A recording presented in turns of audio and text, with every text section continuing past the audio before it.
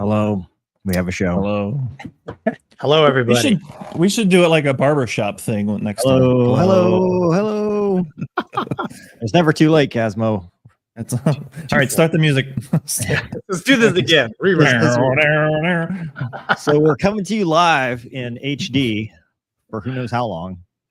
Well, you just glitched it, but yep, we're in the. Did I glitch? Really you already? Oh, No, we're yes, you did. Let's not talk about him. Oh, too soon. Hello, Casmo. Welcome to our show. We missed you. Thank you. I've missed you as well. Got a lot of stuff to talk about with you. All right. Should I have drank more? Is there beef? I'm not throwing you out of the bus. All right. Hey, you missed some drinking. Actually, we had the Dos Gringos on, and that's what they do now. Oh, really? They have their own booze. Nickel on the Grass is ASM, and Bogey Dope is bourbon. It's tasty. It's 100 degrees is what it says right here. 100%, maybe. I don't know. Expert drinker, the mover. I say it comes 100 degrees. Yeah. It's fascinating. They've figured out that science, but yeah, it's really, it'll put some hair on you. Well, Sure.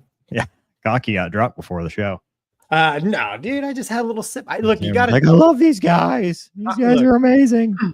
Just doing some professional courtesy. Try their product so I can give them an honest review when they Now ask. he's an alcoholic. I'm not. I'm Asian. This body does not handle alcohol, so I don't. it doesn't process it the same. at all. What's been up to, Casmo? What's life like in the world of Casmo? I just did Recurrent a couple of weeks ago, so that was good. Did you die? I did not die. I flew like a god. Awesome. Like a sky god. Zipper suited Sky god. Yeah, it's great. No, it's good. Just do all that random stuff that you're doing things that you haven't had to do in 6 months because I haven't lost an engine, or I haven't had any flaps stuck. Well, is this how I do it? I don't remember. Gonky sitting over there like, must be nice to have an airline that has 2 engines all the time. We always have them. Hey now. No, it was good times. Yeah. Good. Gonky, what you been up to, man? Busy, man. I know I keep saying that every week, but I don't know. I just feel like, with the kids being basically toddlers, I'm in this phase of life where I'm just like running in circles. And then, of course, we had drill weekend, and then I had I live in a DR Horton house. Don't ever buy one, because I had like my 4th water line burst. So currently rocking no hot water, but we're getting there. I'm slowly becoming a professional plumber, so to speak. Like Super Mario. Yeah, but no, it was good. So, drill weekend was a little bit of a break. I know movers put the C-130 pictures of me up there, but I got to go into the sim, and we had a general officer doing a sim tour, so I got to peek in on that, and that was really cool. Yeah, it was awesome. For a big airplane. I mean, the only big airplane I've ever flown is an Airbus, and for a big airplane, the C-130 can do some pretty cool stuff. So, but no, it was a good drill weekend. I got to see everybody. Got to hang out with Mover. Casmo, there's an imposter in the chat. No, that's me. Buddy. Oh, you're simulcasting here? I'm in the show? Hey, I'm a streamer. I know how to do this. Okay. Are you streaming to your channel too? No, I would never do that. Get clicks. You should do it. What I happened? should. Are you still digital combat simulating? I haven't What are you touched doing? it since the Corsair came out. Hmm. Well, that's not true. I am working with Baltic Dragon on an Apache training campaign. So we finally finished the first mission. I went through it. There's a couple of things we need to fix, but No, you have to wear a panty on your head. Yeah, and in That's part fact, of you the never. module, Yeah, the whole thing. Yeah, the whole thing. It comes with it. Oh, Yeah. Mover, how was your collector's edition. Did the Yukon make it? I'm biting my nails. Huh? Yeah, it cost me $1,300, dude. I spent money on that, but I got it back, and I'll never do that, dude. So they didn't refill it for me. So I got home and I'm like, well, I still have to put the def in it. So I took some painter's tape, like I said, and taped up the the actual tank. Do you have that picture for us? I don't know if I do or not. I don't have it real handy, but I could probably find it. Move, man. I like it though. You can never be too sure, you know. I mean, I've done similar things. Not as stupid though. I don't know. That was pretty dumb, man. Look, you know, call it cat shot brain, dude. Trap brain, whatever. G brain. It happens. It happens to all of us. I mean, not to Casmo. Dude, I went to drill with this weekend. I forgot my work computer. You didn't need it. By luck, right? So if it wasn't, you know, if we didn't have all these activities planned, I would have been sitting there sadly staring at my wall watching the clock just tick away. Go ahead. Admit that on public television. Smart. When I have my computer, I can do work. These are all things you should definitely be talking about on a live show where you don't want to get fired. Missing the point, my friend. Doug, how about you, man? What have you been up to? I was looking for a picture. I got it. Did you get it? The whole time? I got it. No. Don't use yours. Use mine. I don't see yours. Well, don't use yours. I did that one also. Yeah. That's the picture I got. Can I get a job? Can I? Y'all need some servers.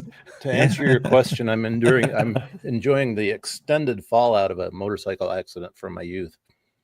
Oh, okay. My shoulder is all screwed up. Oh, well, that sucks, man. And I know what it feels like to have joint issues, so I feel for right. I don't even know where Mover got that picture. How are you doing that, Mover? Into the media assets? This one, yeah. Mover took this one. Right, but he's got tricks I don't have in the interface. Yeah. Anyways. Hold on, I'll get to it. I didn't want the one you showed because nobody wants to see me barefoot. Is that the problem with that picture? Yeah. Oh, hold on. You have to pay for those pictures, Doug. That's a whole different channel. Only Mover. You got to pay for those pictures. Here you go. Onlytoes.com. It's only Toes Reflections. Mover, if they could only like type it on the cap, you know, so you don't get this stuff mixed up. The cap was removed, sir. I had unscrewed the cap, and the two holes look very similar. Yeah, because all cars have blue gas caps. The cap was off. It doesn't matter what color the cap is if it's off. Doug, you've been mean the last couple of days. We got to talk to you about your he has shoulder pain behavior. It's the pain and the drugs. Well, we need to get you some nicer drug because you've been very mean. So, anyway, thank you. All right, glad we got to talk about Mover. Yeah, dude, listen. Hey, it's karma. Listen, I made funny all weekend or last week about it, and then I had a waterline break. It's karma, dude. The roasting Mover portion of the show is now concluded. How was that karma? Oh, dude, I was making fun of your misfortune, sir. Listen, he's Asian. He knows the mystics. He's in the mystic arts. The woo is strong. Wow, you guys are just awesome. Sorry, Gonky, you got to be a body man all weekend. Yeah, I was an escort. Professional escort. That didn't help. Yeah, no, it was good. I've never spent any extended period of time with flag officers, and he was super cool, and it was good, man. It was a good drill weekend. I was really busy. I did a lot of work, and it was pretty satisfying. It's actually fun doing that escort stuff with like a GO because like you see them in a completely different light. Yeah, I escorted like I think he was a 2-star. He was retiring, and I had to like cart him around all this stuff. It was just like such a cool dude. Probably because he was retiring, he was like deuces, but still like a real cool guy. Yeah, that's fun. Yeah. I mean, sometimes it's just me and him riding in the bus, and we're just shooting the breeze. Yeah. Turns out he's a human being too. Yeah, exactly. That's strange. Talking Navy stuff, and there was some fallout from the Navy. Our little Navy video on Sunday has gotten all the people upset in the Navy. Man, we and Wombat got some hate for the PERS 43 video that we put out, but it's like Mover and I, we were talking, that's kind of like a online forecastle follies, because all we did was just read an email from the fleet, which I've had numerous emails just like that. So we're just airing the grievances of the active duty junior officers. It's not really, we're not saying our careers are over, so it doesn't matter. Very over. Yeah. Right. Whatever. So don't get mad at us. Come on. It was a pretty provocative thumbnail. I thought people were mad at you for that too. They're like, it's false advertising. No one's actually going to jail. I'm like, have you been on YouTube? Are you just stupid? Like what? The thumbnail was like, let me out. Yeah. It was naval aviators in full flight gear, and Gonky had photoshopped bars in front of them. And the guy's like, well, this was clickbait because no naval aviator actually went to jail. It's like, I didn't say the Navy is putting aviators in the brig. You implied it, Gonky. Sorry. Dude, anything for clicks, Casmo. You have to realize the average IQ is like 80 when it comes to stuff like this. That's right. Dude, I thought it was a funny thumbnail. Thought people would laugh about it. Probably most people did. There's no comedy on YouTube. Yeah. Since I don't read the comments, I just assume everyone's like gets a kick out of it, like me. Everybody loves me, so I don't ever read the comments. Everyone else, dude, they're all make comedy legal again. That's right. Yeah. All right. Well, from the audience already, Joe says, "My friends, here's $2 if you don't sing anymore." Too bad, because you already gave the $2, and now we're gonna sing it. Hello. Hello. There you go. Okay. Gonky, let's try. For the love of God, you could even do hello. Hello. Hello. Oh fuck. All right. Never mind. There's our first F-bomb of the night. Sorry. One strike. We got to pull for dude. Look, you know what you got. You asked me here. Okay. You asked me. Put $1 in the super chat every time you say the F word. Yeah, there it is. No. I'm sure the chat will cover. Money. The chat will cover my bill, I'm sure. Why are we clean shaven? Because we are prisoners of the United States military for 2 days a month. Yeah, exactly. Yeah. Casmo that's his look.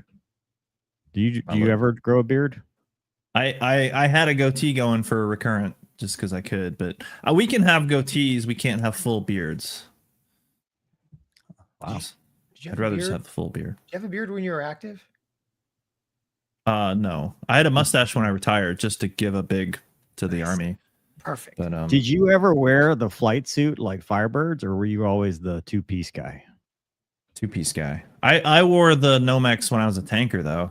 And I mean, it's the same thing. I hated it. They don't make them my size. I'm too tall. They're always like short. It's like wearing my dad's clothes or kids' clothes, I guess. But no, they went to the two-piece when I went through flight school, which I prefer. Wow, it's been around that long. Yeah. Gonky's out there insulting C-130 guys. He's like, that guy's not a pilot. I'm like, why you say that? Well, he's wearing camouflage. I'm like, because that's a flight suit. Really? Yeah, it's called a two-piece flight suit, Gonky. They allow that here? Well, the Army hates pilots to look different, right? So they really wanted the two-piece so that we would look like everyone else. And then, so we did that. And then they would get mad that you wore that. So like when I showed up at the 82nd, I remember they were like, don't go up to the division command, division headquarters or anywhere near it when you're two-piece flight suit, unless you're on the flight schedule. And we were like, well, the whole reason we did this is so we look like everyone else. So then we would all just say, well, I think I'm having to go on a maintenance test flight later with the NTP. So I have to wear this. That was our reasoning. That's how we got out of Blues Mondays. Perfect. Because if you didn't if you're potentially on the schedule, right?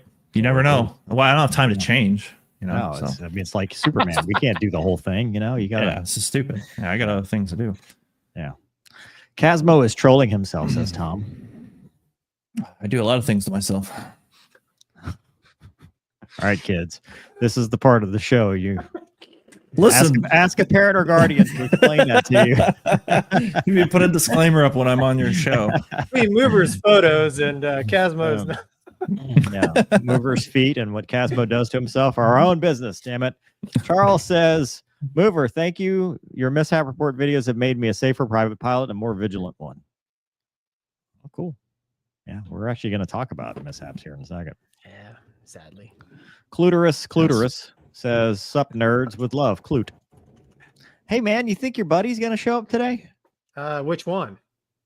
Oh, that's a good point. We had Kim Jong-un for a while. Yes, and then the dictator. Then the dictator. Yes, it'd be cool if they showed up at the same time. I think it would be entertaining. Gonky's ever-growing policy of third world autocrats. Yeah, I just attract them. It's weird. They're your people, Gonky. That's why we can't get security clearances anymore. Pretty much, dude. Subi says, "Do you think F-22 demo pilots show off its full potential, or do some of its capabilities have to remain a secret?" I think the secret stuff is not air show stuff anyway. Yeah. Like secret sauce is the Hayaka stuff is fun for air shows, but that's not really like. Really everything's computer. Yeah. It's all that stuff. There it is. There it is. There it is. There it is. That's our. But he didn't say the F-bomb, so we're good. Elias says, "Bought the plane's Wi-Fi just in time to catch Dirty Mike and the boys." Oh, nice. Thanks, kids, man. ask your parent or guardian what that means. Gonky doesn't know. No, clueless. I had to Google it. Laura B. playing Twitch says, "Cluterus is back. Haven't seen him in ages." Oh, look. Dude, you're in the chat. You're like straight up in the chat, Casmo. I'm everywhere. All right. Well, I am computer. Should we get serious for a minute? Doug, do you have the New York Times, the military.com article? Would that be... I'm starting to look like I don't. Wait, try that one. Good night, everyone. Good night. Our producer has produced his last production. I just put them up in the order you guys put them in. That's what she said.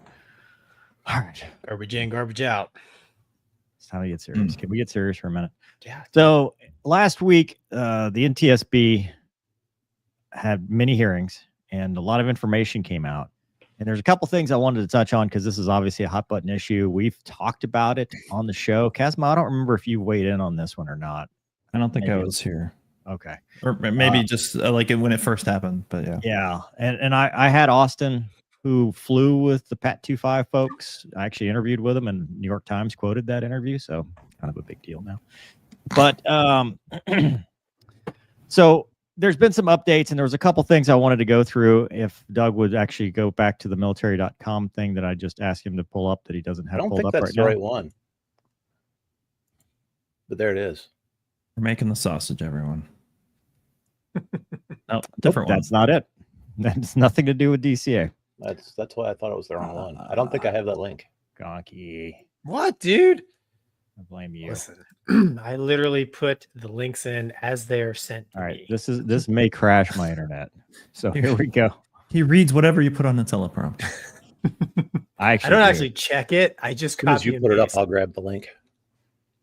You need one of those standby screens that pop up at times like this. We got your singing, man. We got your tunes. Casmo tunes. Sorry, got to give your $2 back. You're gonna have fun editing this one, Gonky. I'm not editing this one, dude. Yeah, this is the one that's gonna come out tomorrow. All right, here we go. Military.com. So one of the things that came out, because we are going to go through the CVR, was that broken altimeter, ignored warnings, hearings revealed that what went wrong in DC crash that killed 67. And the key takeaway of this was that the helicopter's altimeter gauge was broken, and controllers warned the FAA years earlier about the dangers that helicopters presented. Jennifer Homendy scolded the FAA for not addressing safety concerns. Are you kidding me? 67 people are dead. How do you explain that? Our bureaucratic process, fix it, do better. But the altimeter was wrong, and this is kind of something I wanted Casmo to ask him, because they were flying at 278 feet, which is 78 feet above the 200-foot ceiling on that route. But investigators said pilots might not have realized that because the barometric altimeter they were relying on was reading 80 to 100 feet lower than the registered altitude by the flight data recorder. They found similar discrepancies in altimeters of 3 other helicopters from the same unit. Chief Warrant Officer Kylene Lewis told the board that an 80 to 100-foot discrepancy between different altimeters on a helicopter would not be alarming, because at lower altitudes, she'd be relying more on the radar altimeter than the barometric altimeter. Plus, Army strives to stay within 100 feet of target altitude on flight, so they could still do, even with it being off. But Rick Dressler, a medevac at Metro, told the NTSB that Imprecision would not fly with his helicopters when a helicopter route like the one the Black Hawk was flying that night includes an altitude limit. Dressler said his pilots consider that a hard ceiling. And he also said, which I don't think is in here, that he actually was scared when the Army pilots were out there because of he believed that they were not necessarily safe. I don't remember what article that was in, but that was also talked about. But the FAA was also warned about the helicopter traffic, a troubling history of 85 near misses around Ronald Reagan. So first, let's address that part. Casmo, do you think that's a valid concern? I mean, for that tight of airspace, I mean, that level of discrepancy is pretty big. I mean, I guess I get the one point with the comment, like at that altitude, I'm using the radar altimeter, but I think the field elevation there is like 8 feet or something. Like it's not much higher than the surface, but still there's a discrepancy. I'm surprised to hear that. I didn't know about that, about the altimeter variations or whatever, and that it happened in so many aircraft. But if you're going to have aircraft flying that close together, and if anyone's ever spent time in DC, you just see those helicopters flying up and down the river. Like the first time I saw that, I was like, this can't be real. Like this is ridiculous. And then for them to be flying that close to an airport with jets coming in. So yeah, I mean, I think under normal circumstances, maybe that's not a big deal, but there it's obviously a very big deal. Yeah. And I think Austin had talked about, they don't use a radar altimeter because of the basin, what they're actually flying over, all that water and stuff and different like varying heights and stuff. You couldn't, like 200 feet wouldn't be realistic.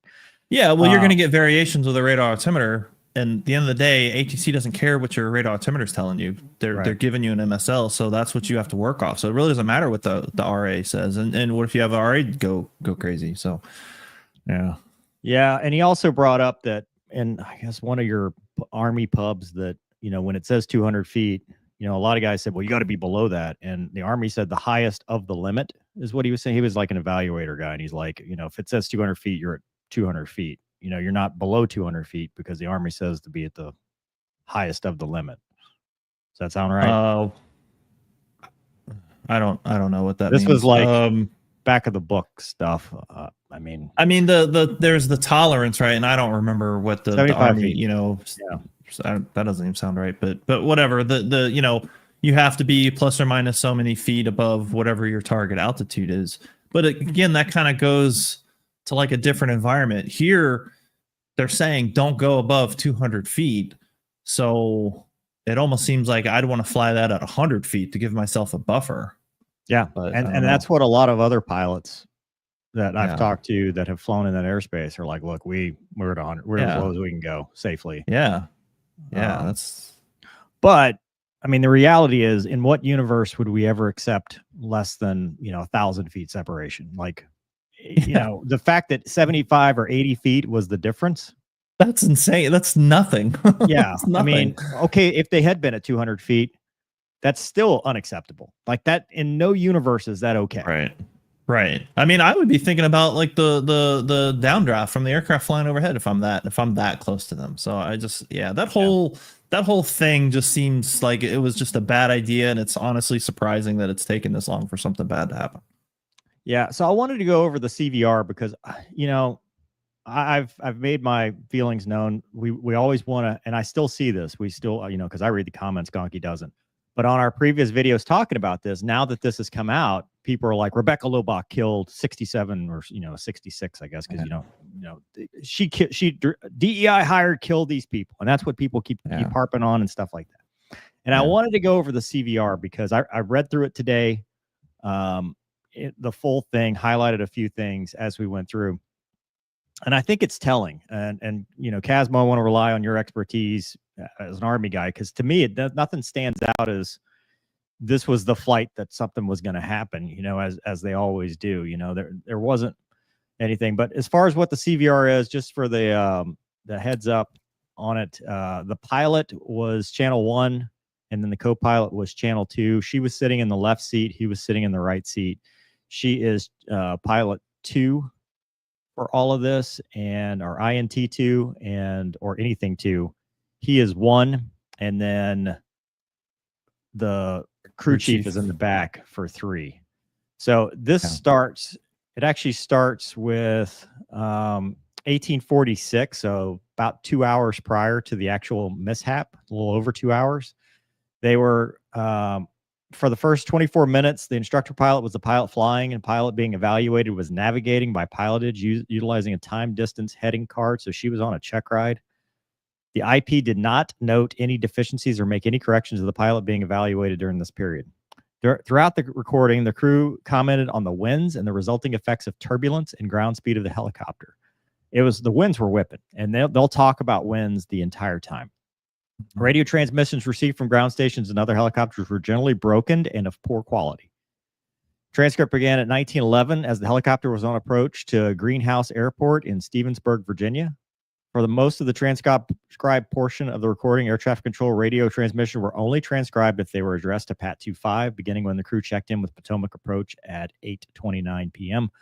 All air traffic control radio transmissions audible in the ICS were transcribed. Transmissions from air traffic control that occurred while the crew was talking to each other on the helicopter were denoted in italics. And then obviously it ended at 20:48. And so going through it, a lot of this just reads like a normal crew. And what struck me for the most part is it's very relaxed. You don't get the sense that anybody's edgy or anything like that. She's, the first thing they go through is they're going to this greenhouse thing, and there's this big light that is kind of washing out their NVGs, and they're like, man, that's super bright as they're landing. And they're talking about it's blinding the greenhouse is in sight. And they're like, yeah, the greenhouse, let's see. Like, it's just super casual, not a whole lot going on. They land, and there's a little bit of a learning experience, but nothing really stands out. Then they take off, and they go to, he talks about how he wants to make people fly into the greenhouse more because it's good training, which, standard evaluator, like, oh yeah, that's something we need to do more.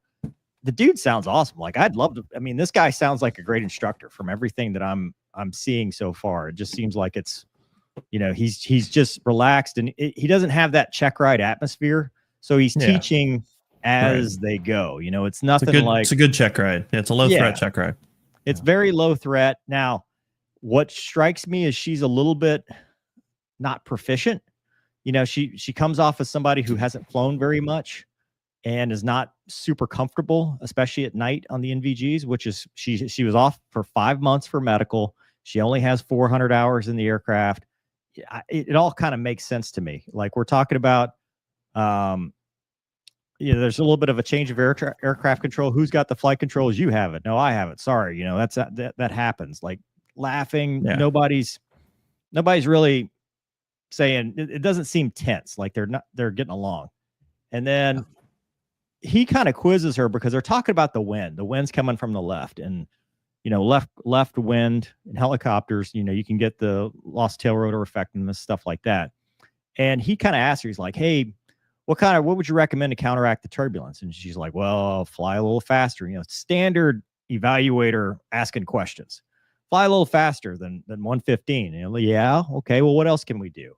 And then she says, well, be like lower to the ground, fly a little higher to avoid the Bravo. And then he's like, well, is there anything else? Because he's got something in mind. And she's like, well, not over controlling the aircraft. And he's like, yeah, that comes to power settings. And the reason I highlighted this is because I think it becomes a factor when they're over at the low-level route by DCA.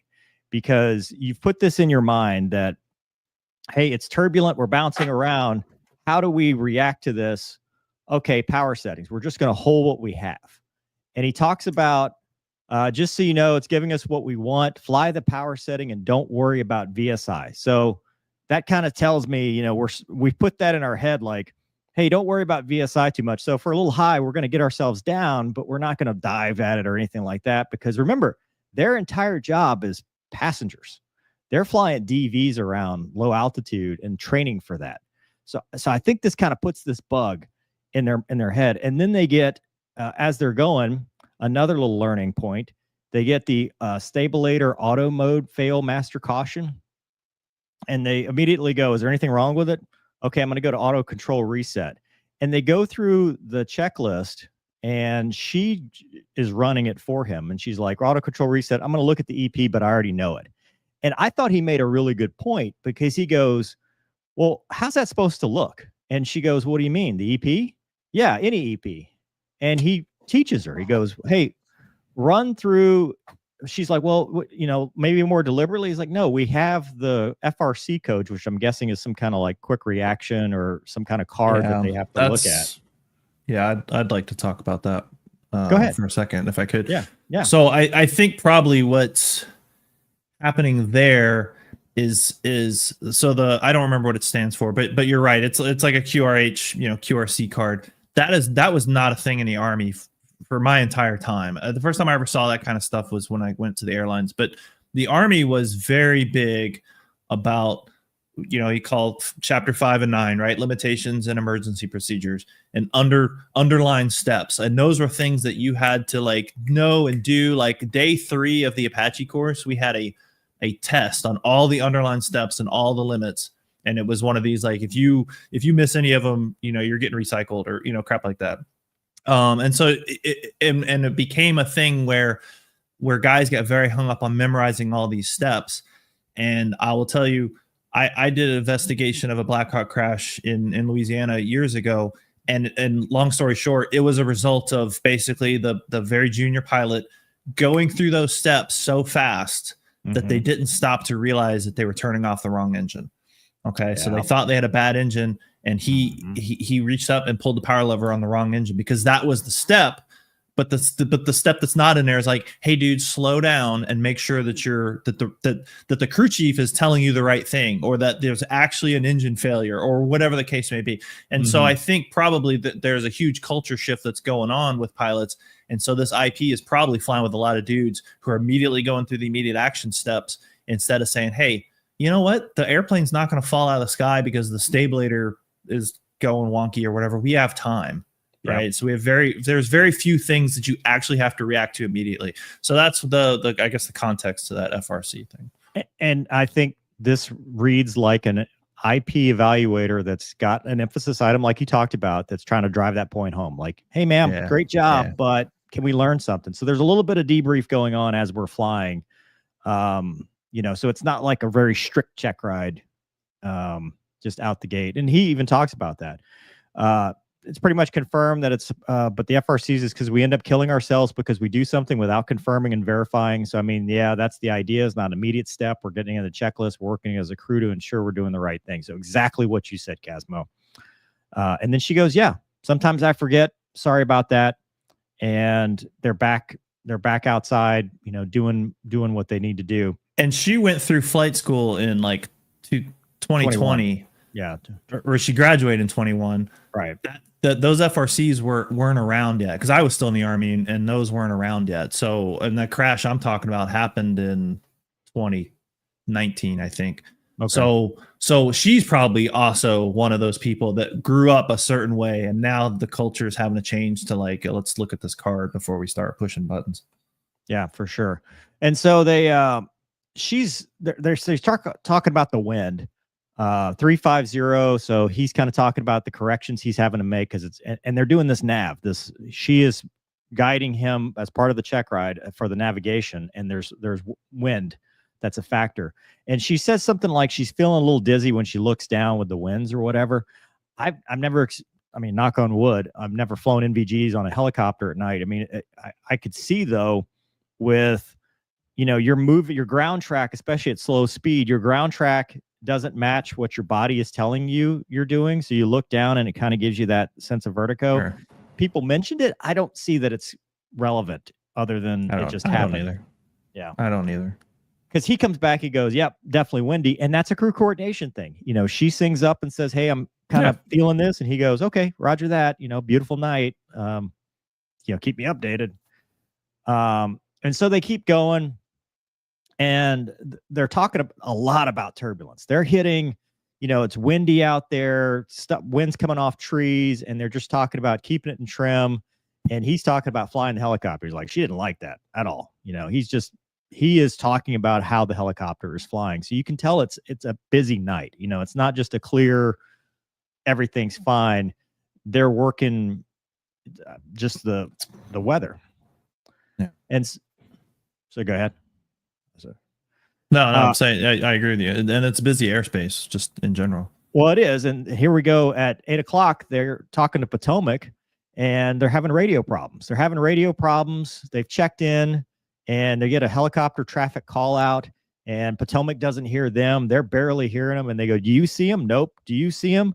Nope." And they're like looking 9 to 10 o'clock, which 9 to 10 o'clock is exactly where they would have been looking later on at night. So they're already building this visibility is bad scenario on NVGs, and it's a continuous problem. It's not like just one time. And I've never flown the Black Hawk, but I mean, from what I understand, that could be a very common when you're looking in that direction, hard to spot traffic. Yeah, I don't know. I've never flown one either, but yeah. Possible. So anyway, they call traffic in sight because they do finally find it out the door. So by the time it's out the right door is when they see it, which is completely opposite of where they were looking. And then they avoid the traffic, and then they hit ident, and there's comm issues. And then she says, "Hey, would you be okay for me flying for a little while?" Because remember, she's pilot monitoring from this point on. And he tells her, "Hey, you got the controls, just know the wind's kicking out of the left." And they kind of do a little bit of a talk about how, that can affect the helicopter. And he gives her the 200-foot call out. They give her in the Gathersburg P8 for Pat 25. He calls altitude, and she says, "Okay, correcting my altitude." So everybody said that she was ignoring him. Every time he gave a command and an instructional thing, she acknowledged it and said, "Yep, I'll do better. I'm sorry." So that whole idea that she was just doing whatever she wanted and ignoring him, or the rank was an issue, I don't see any of that in this transcript at all. I don't either, and it makes me angry, and I'm even seeing some comments that I'm trying to ignore. Like, this was totally routine. Like, as I read through this sounds like any number of flights that I've been on. It's a relaxed cockpit. It's a cooperative cockpit. It's someone who, when I read what she said, again, we're reading words. We don't have any tone. We don't have any context or anything, but I'm not reading anything that sounds like she's being snippy. Like somebody posted something like she says, "Okay, fine." Well, that could be in a lot of different ways, but there's nothing in here that reads to me like she's got a chip on her shoulder. And I'm willing to bet from everything that I've heard and everything that I've read that the rank is not an issue. Like, it is so rare for that to happen in the Army because it's just the way that it is. And I have my own soapbox about why it is the way it is and why it shouldn't be that way. But this is the way it is. And I don't think I've ever come across a lieutenant who's flying with an instructor pilot on a check ride who's trying to pull rank. It does not happen because people who say shit like that have never been in the military and they don't know what they're talking about, right? They watch Hunt for Red October or something, and they think that they have an understanding of how rank works with it. It's not how it is. Trust me, that's CW3, or I think he's a 3. He was in charge. There was no ambiguity about that in the cockpit. And anytime, as you've said, Mover, that he said, "Hey, this is out of tolerance," or whatever, it seemed to me she was working towards that. And I was kind of crunching some numbers because, we're kind of getting, I don't want to get ahead of you, but, we were talking before too about proficiency. And I do want to address one thing. People, and I've heard this from the get-go, is like, "Oh, this training flight shouldn't have happened." You have to understand what this organization does. They are there because of DC. Like, it exists because of DC, right? They're there to evacuate people, like staff and congressmen, all that kind of stuff. If something happens, they're VIP transport. So this idea that they shouldn't have been flying in that airspace, that is where they work. Trust me, you do not want them to get the call at 2 a.m. to go land on the White House lawn or the lawn of Congress to pick somebody up. And it's the first time they've ever done it. All right. So they have to fly this airspace. They have to. That's how they learn the area. So these training flights happen all the time, and they should happen all the time, albeit that route that they went on, I don't think is a good one. So that's why that stuff happened. But she was a very junior pilot too. And so I think, to me, again, as I read the transcripts, that comes out to me that she knows that she's behind the power curve because she didn't have a lot of hours. I did the math. You were saying 400 something hours. That's including simulator. So I came up with like 333 hours total, and about 100 of those, 120 of those, if I'm reading her 759s right, was in flight school. So from 2021, when she graduated flight school, to the time that this happened, that's 206 hours in like 3.5 years. That's not a lot of flight time. And I know that she did some aid work or something like that. That's a huge gap. So she was probably not very confident, but in my opinion, just reading this stuff, she was trying to do the right things. That's my take. Well, she was out for medical for 5 months too. So that and she had a medical, right? I think she had if I'm reading again her stuff. The aid thing, they actually addressed that. The aid thing never took away from her duties. She never like missed any time or anything. Oh, okay. I didn't know how that worked there, because I was looking her what we call ORB, her records brief, and it didn't delineate when she was doing that stuff. It just shows that she was assigned to Belvoir, and I know sometimes, but that's interesting. So she was still on ATP, she's still flying. But the one thing that does pop out, and again, I'm not trying to get ahead of you, but the thing that pops out is missed ATP minimums. And what that means is you have the minimums that, and I don't know what it is in Black Hawk land. I'm trying to remember what it was for us, but let's say it's like 70 hours semi-annual. If you don't meet those, that's when it becomes a problem, and they can try to fluff you some more time to get you going. But it's not uncommon for staff officers, particularly if she's doing the kind of stuff that she was probably doing as an aide, that it's hard to go out and fly. It's hard. So I think that contributed as well. Well, she's also in charge of the FARPs. She was in fuels, and I'll get to that in a minute, because they actually talk about that in flight. So going back to just the scenario, 80 indicated, 108 on the ground. So they've got a lot of wind. And they're, at this low altitude, and they decide shouldn't need to go to the FARP unless you want to, because they have one more place they have to go. They've already looked at it, and it's part of their training route. And they're like, and the instructor just seems so chill. He's like, man, I feel bad having those dudes go all the way out there and we don't go. They start talking about that. And then the crew chief pipes up. He's like, well, it's kind of their only job, typical. Like, I can just hear the guys like, well, that's kind of the one thing they do. And he's like, well, I feel bad. And then he laughs and he goes, better watch it. You got the OIC of the FARP on board. And this is what impressed me with her, because she laughs and goes, if you got some issues with it, and not in a demeaning way or anything like that, as a commander, she's like, hey, if there's something going on, let me know, and I'm going to try to fix it, which goes back to what Austin talked about. Everything we've heard about this is she was an excellent leader that was trying to do the right thing by her people. And then the crew chief kind of says, well, there's some friction, some stuff has happened. They made a trainee stand far away. And then she goes, well, was there anything else? Because she wants to know. She genuinely is trying. And they're like, well, that's off the top of my head. I can't really remember it. And then she talks about, well, they're manned. They only have like 7 people there. They need 4, and then they go back to flying and stuff. And he's talking about pilot control lighting's the coolest thing you can do. Like, this is a relaxed cockpit. There's no friction between the two. I think they're both well respected, but the wind is a problem. And so they go to this next place, the FARP, where they're talking about going there, and they're talking about wind direction, because they brought this up too, about how she had to do a go around. And first of all, go arounds are free, but second, it's because of this wind.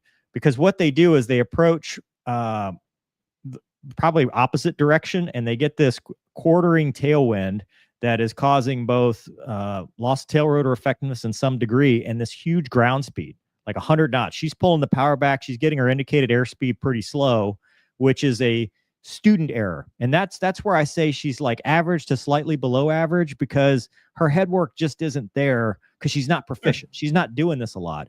And it doesn't become a big deal, because he's just instructing. He's like, hey, this is one of those, talk about LTE, get slope, pulling in that power. We've got wind from the left door. Remember all the stuff, and then they come in, the lights are bright, make left traffic he talks about. And then he's coaching her through, hey, keep that airspeed up. What's my ground speed? I'm kind of moving, but my indicated's slow. I'm moving fast, because there's a 30 knot split between their ground speed and their indicated airspeed because of the wind, which, if they'd have come in the right direction, this wouldn't have been a factor.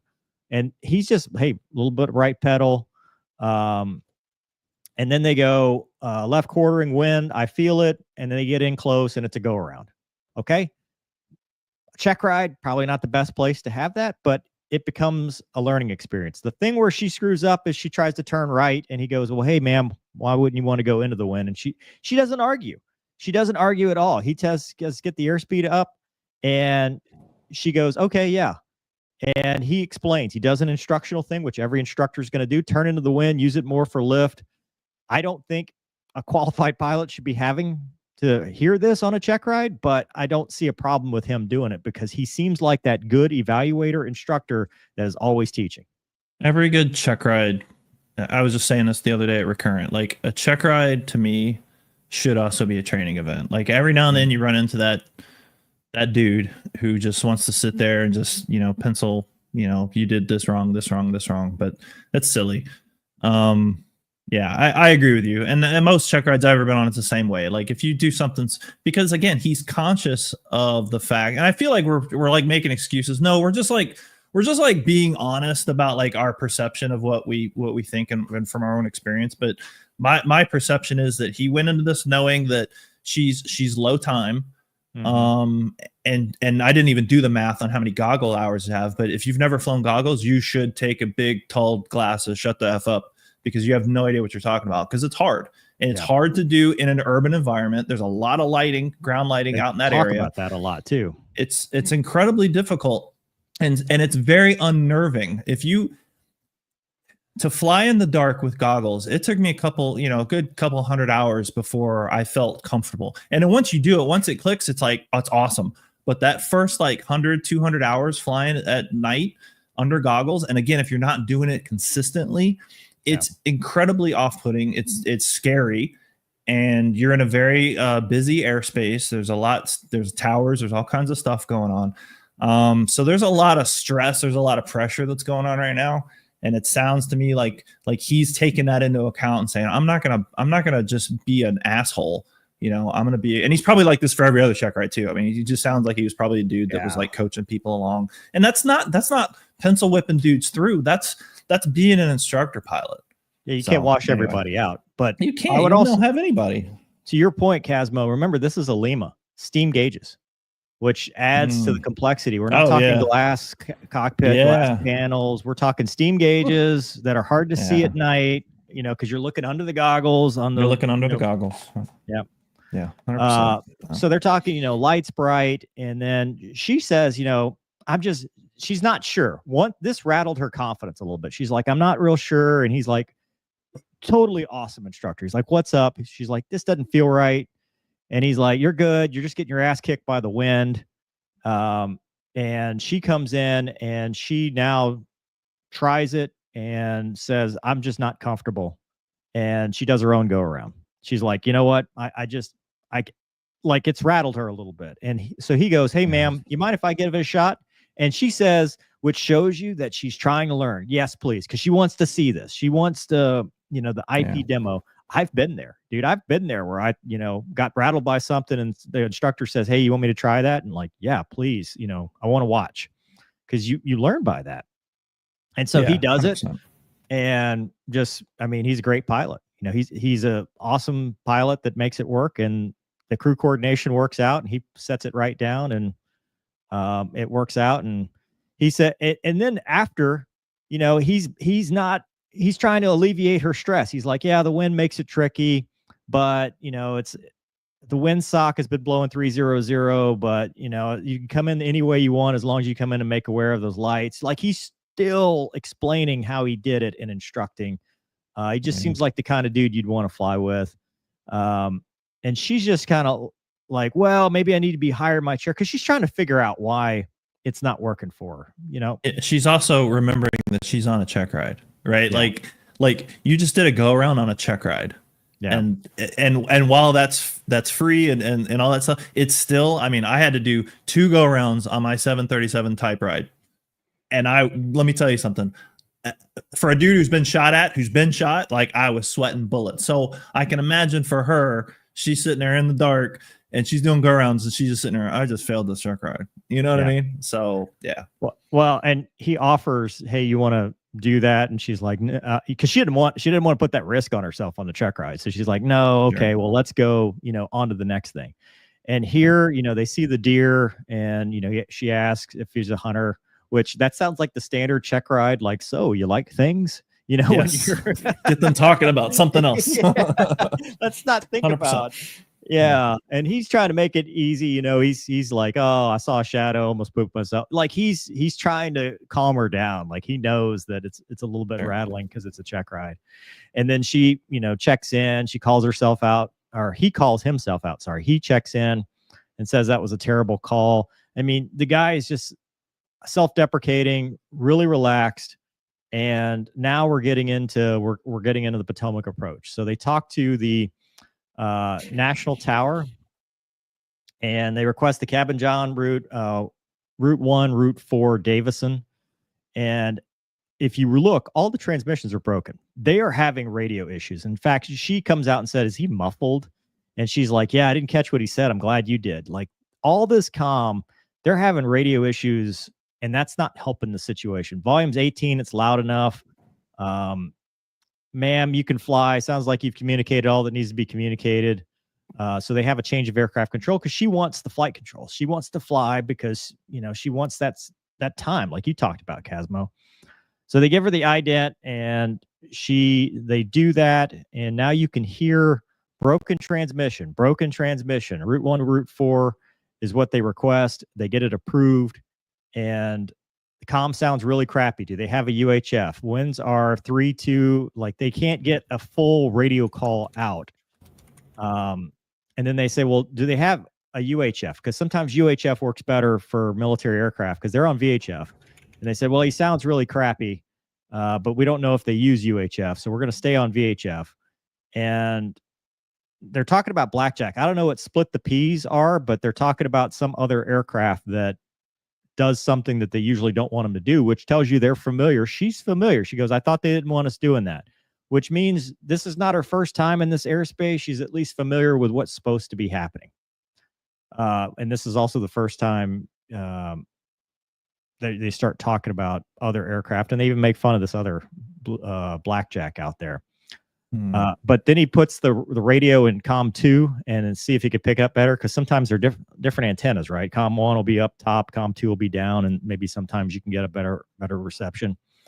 Well, I don't know how many radios the Blackhawk has, but I imagine they were switching maybe from UHF to VHF, because I don't think they have more than one of those, but I could be wrong. I don't know. Left seat's inside, which is saying that he's looking inside at something. So he's down looking at something else, and she's like, say again. Oh, good, I got your scan. So she's looking outside. They still don't hear what tower's saying, calling out altitudes, and then she makes another mistake. So he looks up and he goes, hey, what's up, man? Where are we going? And she goes down the river, Route 1 to Route 4. And she's like, he comes back and says, you just took a right turn that's taking us to Great Falls. And then she doesn't argue. You know, there's not this thing. She goes, oh, yeah, sorry, should be headed. All right, coming left. And then he makes a joke because that's his personality. You know, I'm all game for it, but we just got to let the dude know. And it also indicates that it wasn't that big of a deal. Yeah. And she goes, totally fair. And he says, I'm all game for going to shake up some Great Falls at 20 feet tonight. We didn't brief it, so we'll have to make a blood pack. Just make it a joke. You know, it's a joke. And she's like, nope, right. There's no animosity. There's no rank. None of this is happening, even at this part of this flight. They're still talking about whether it's smooth, which they're getting bounced around. Low altitude, and I'll get to this when we get to Blue Streak, but it's still windy. There's still a lot of turbulence, which it goes back to my previous point about how you mitigate that, which was VSI. Remember he talked about that? They get to the chain bridge, 700, and then so we'll just maintain here. We're already at 7. Okay. Like he's kind of talking her through it, and they're worried about this blackjack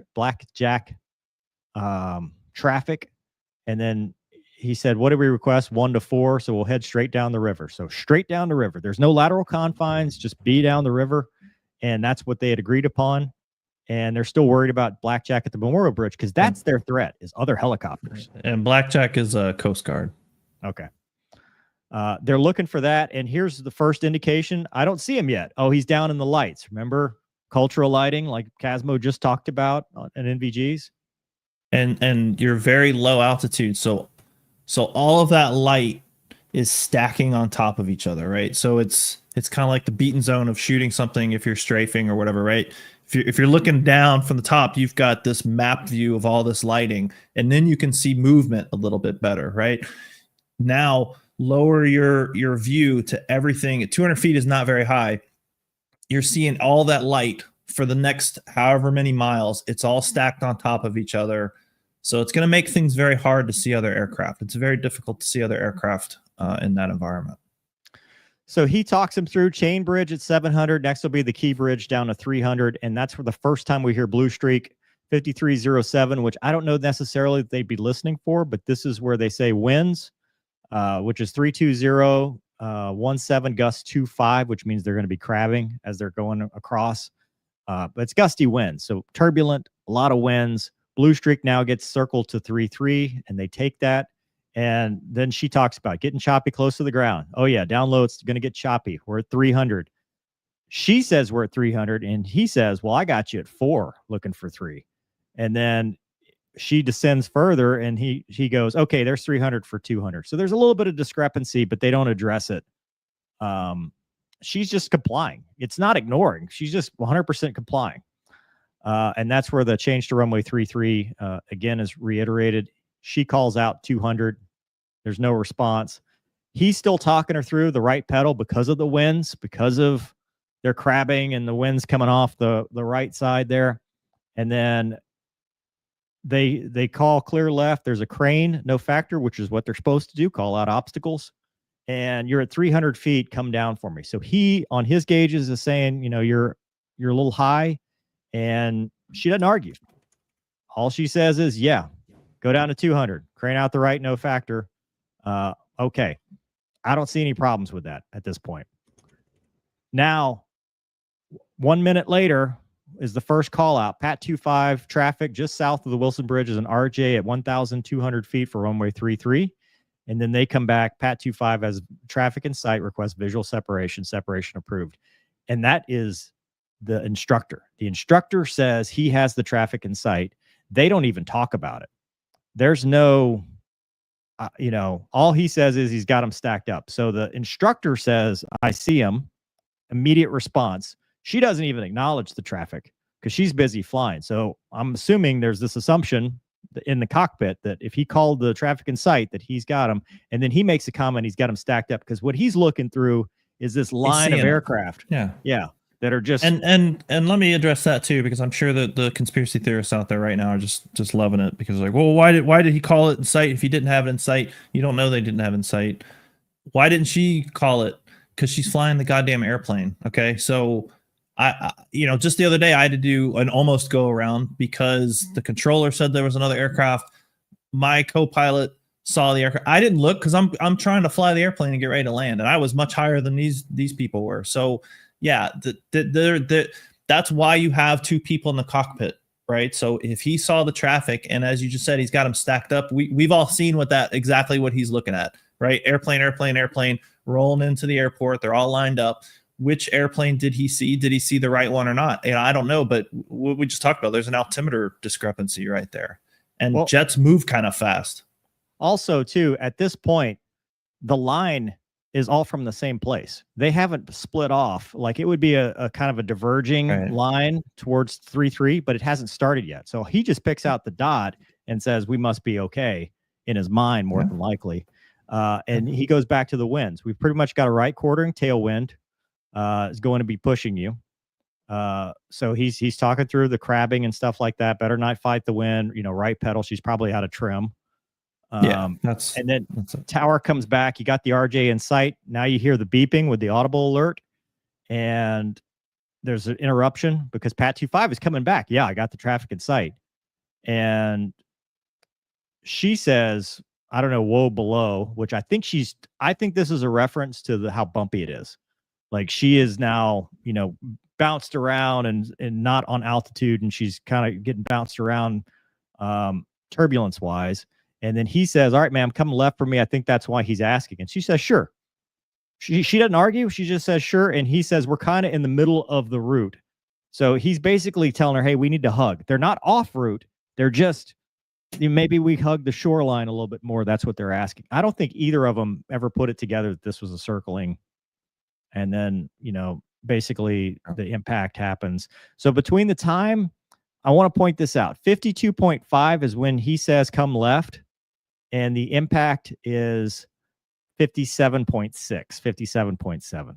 So 5 seconds between that. There's no time. There's like, even if she had maneuvered at 80 knots, there's no time for the aircraft to, like, it's too late at this point.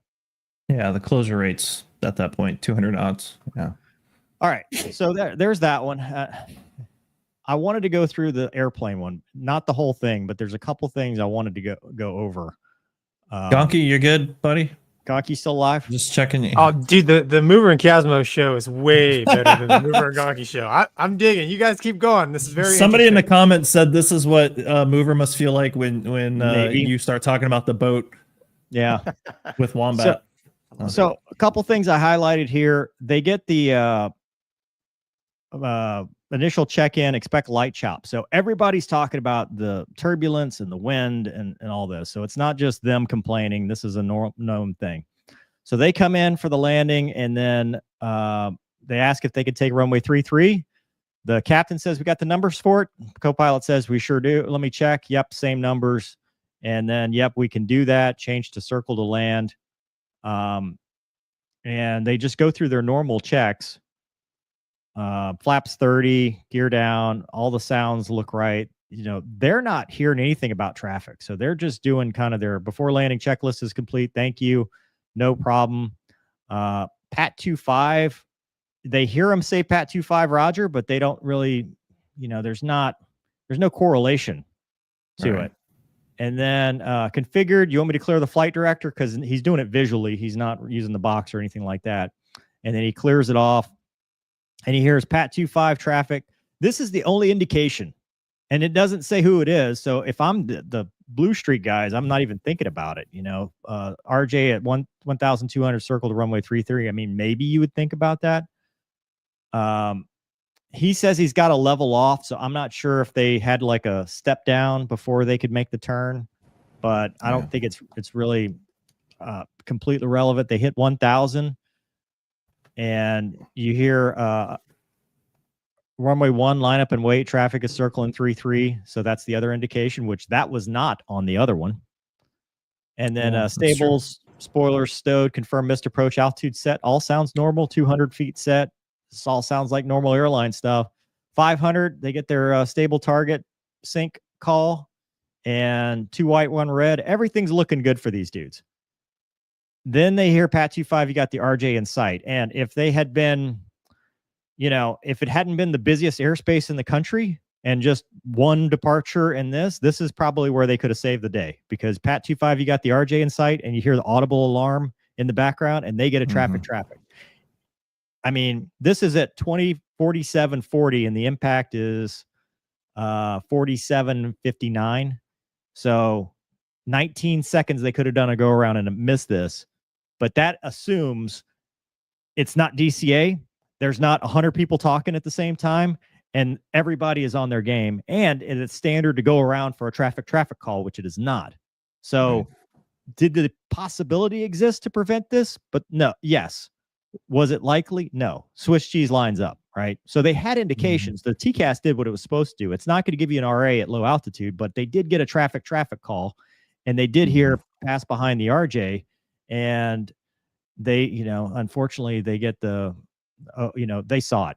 You know, the other guys, the helicopter probably had no idea, but these guys unfortunately saw it. So that's what I wanted to go over, because I think that's pertinent and important. Gonky, what do you think, man? You guys covered a lot of stuff. I mean, you know, I did quite a few of flights like this in the Navy, in the Hornet, where you had, we just called them cat others, right? They come in, get a refresher, and like Casmo, you know, it's kind of like you're saying, it was a check ride by name, but it was really, let's just knock the rust off tonight. You got any questions, just ask me. Like, I've already written the grade sheet. You know, we're good. You know, unless we end up in a parachute, I might change it. But yeah, it's yours to fail, right? Yeah, it's like you said, a good check ride. I mean, you know, okay, she may have been a little bit inexperienced, maybe, but I mean, she had wings. she's an experienced aviator. Hey, let's just go out there and knock out some training. Because like you said, Casmo, a good check ride, there's also some training in there. And man, as you're reading through that mover, nothing like I literally, as you're telling, I remembered like flights I did with guys. That kind of reminds me of that. So, like you said, very relaxed. And then when you went through the, the guys in the airline or the CRJ, I mean, that's all standard stuff. So, you've said it before, mover, pick your villain, right? So everybody wants a villain. And look, listen, I'm anti-DEI, but listen, this, in my mind, this crash happened because they allowed simultaneous ops of helicopters flying down the river, circling land 3-3. You guys touched on it, and correct me if I'm wrong, they were at 275 feet, right? Yeah. Okay, well, that should have given them a 5-foot buffer. So what happened? And in what freaking world is 5 feet acceptable? Right, yeah, it's insane. So everything worked as it should. By what the CVR and the helicopter says, good crew coordination, competent instructor, cooperative student. CRJ, those guys, man, that sounds just like me coming into land at night. And like you said, mover, TCAS is working as advertised. It's doing its thing. Yes, ATC is doing what they're doing as well. And dude, I mean, yeah, he, like you said, could have saved the day, could have, would have, should have.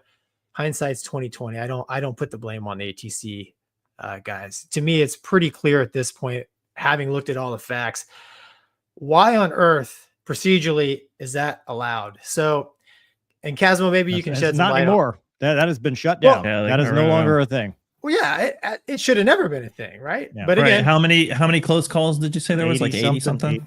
So Casmo, as I was listening, that's what came to my mind. And I don't know if you guys have this in Army squadrons, but so in the Navy, they're obviously they can't write rules and regs for everything because aviation is dynamic, and we learn as we do. It's like, dude, that was a little sketchy. So we used to have these things called read initials. FCIS. The reading file. Reading file. Yeah, it's like, oh, a new guy almost killed himself doing something kind of legal. Be aware of this, and we would have to read it and initial it.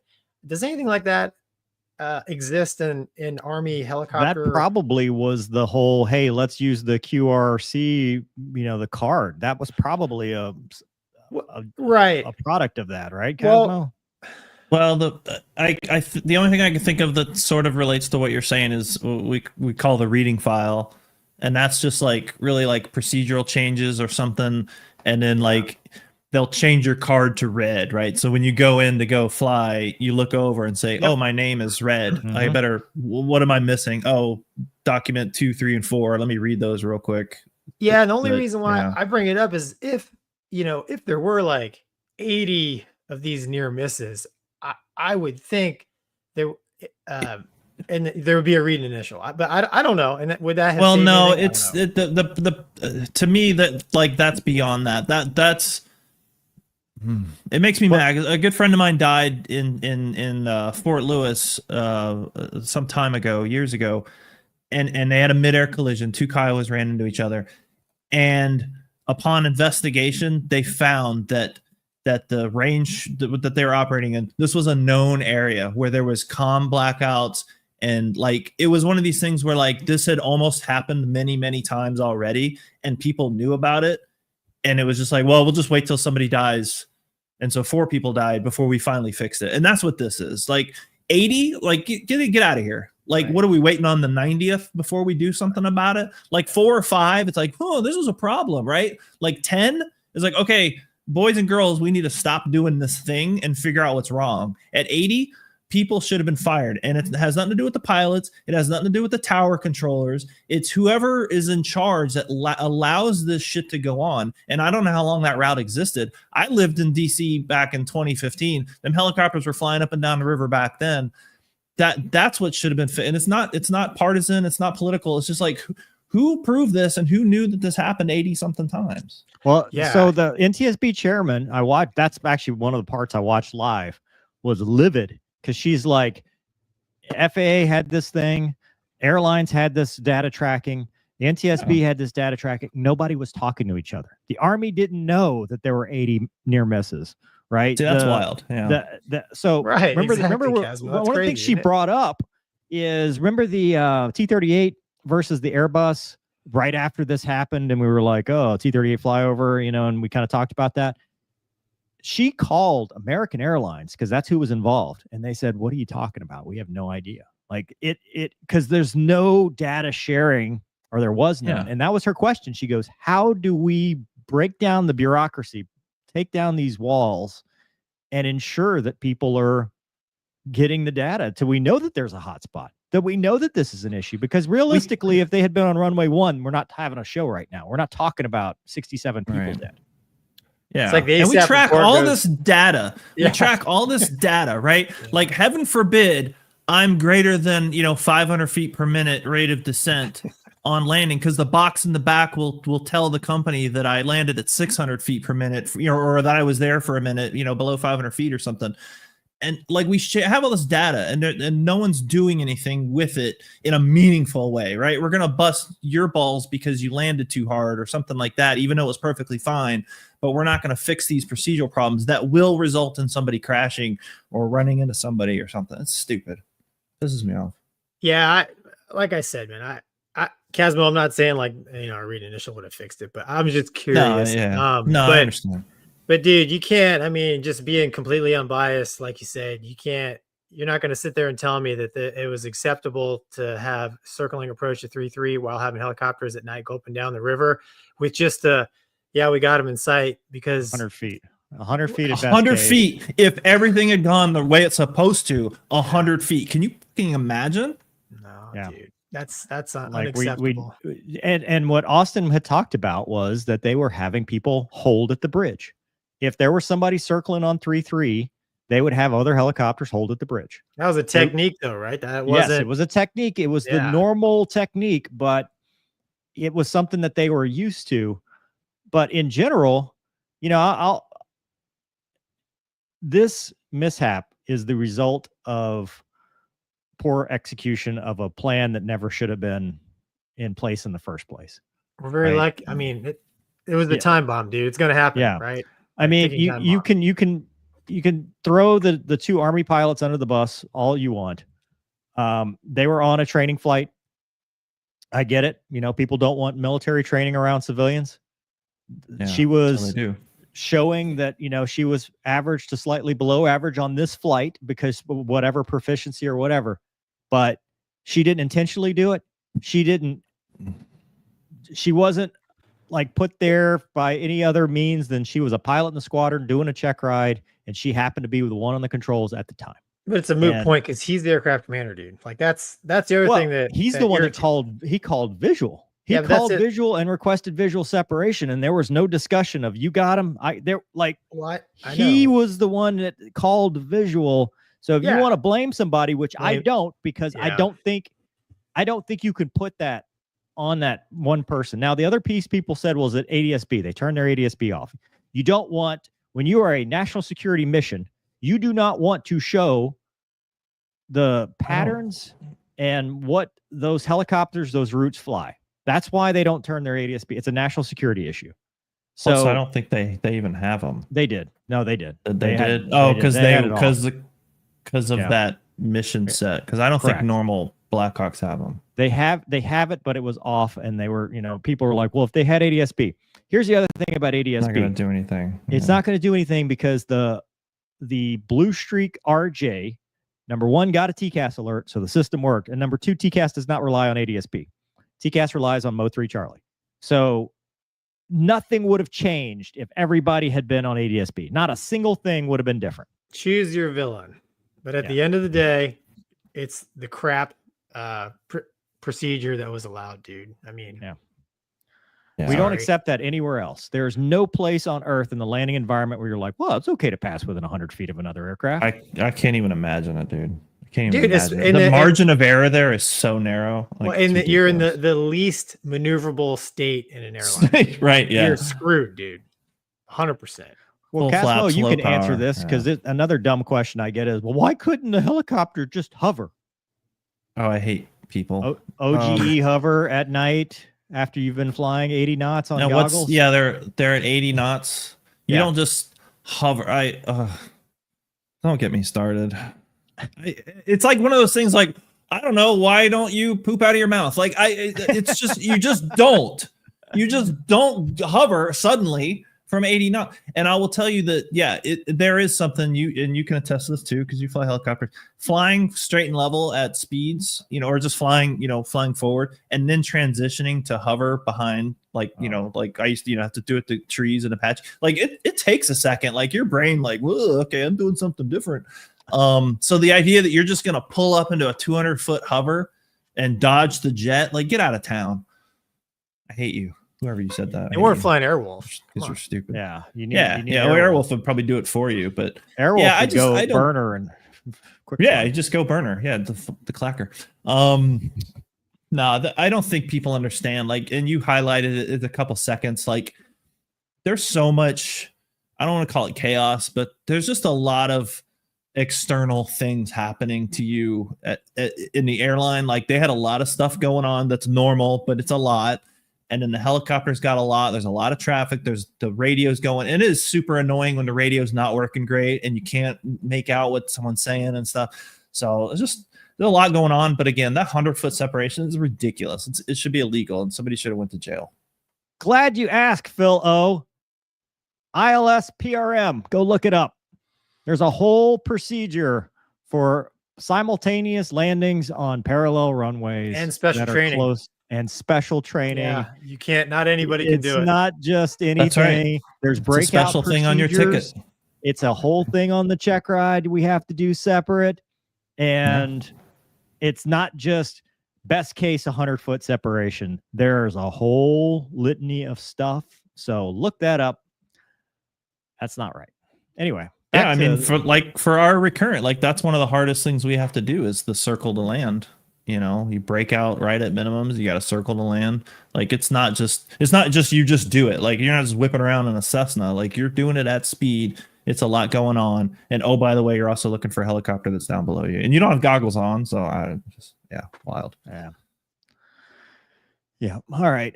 Tom says, here's some money so you'll keep on singing just because someone else wants you to not sing. Enjoy the show. Happy to see Casmo back again. Hell yeah. Yeah. I like Pneumatic that. Elephant says, off-topic question. Mover, who would be the best actress to portray Decker in a motion picture? And if not, then who? Same question about Chloe. Oh, God. What are we talking about? I don't know. One of his books. Yeah. Okay. Margot Robbie would, I still say she'd probably be good. Give it up, dude. Yeah. Just let it go. Just let it go. Kim Jong-un, rocket man extraordinaire. Kim. She got her job because she worked in the White House and someone gave her a cushy job when she should have gone to a lift company. Army like that. Not how we do things in America. Maybe I want to unpack this because I've heard that. Please put it back up so I can read it. She got her job because she worked at the White House and somebody gave her a cushy job and should have gone to a lift company. Army like that. I mean, I kind of want to tell you to go after yourself, but I don't think that she got the White House job and then went to this company. That I was trying to determine that based on looking at her. She was assigned to Belvoir, which is where this company is, out of flight school. Now, I disagree with that assignment. I don't think anyone straight out of flight school should go to that unit. That's just my unsolicited opinion, but that's what she did. And then I'm assuming, just based on what I've read, that she then was able to go get this job working over at the communications or something like that. According to Austin, it was like she wasn't like a full up aide. She was like the ones that like escort the old man at the ceremony. So it's like a weekend on your own time just for some OPR fodder. Right. Which, guess what, happens to all of us in various jobs. But yeah, so I this whole idea, I've even seen the conspiracy theory, like, oh, she worked in the Biden White House and Biden made her run into the airplane to make Trump look bad or something. Just shut up. That's not what happened. She didn't get this job because of the White House. She got this job because that's where the Army put her. And then she was doing stuff at the White House. But I don't think that it didn't contribute to this crash. It may have contributed to the fact that she only flew 200 hours in 3.5 years.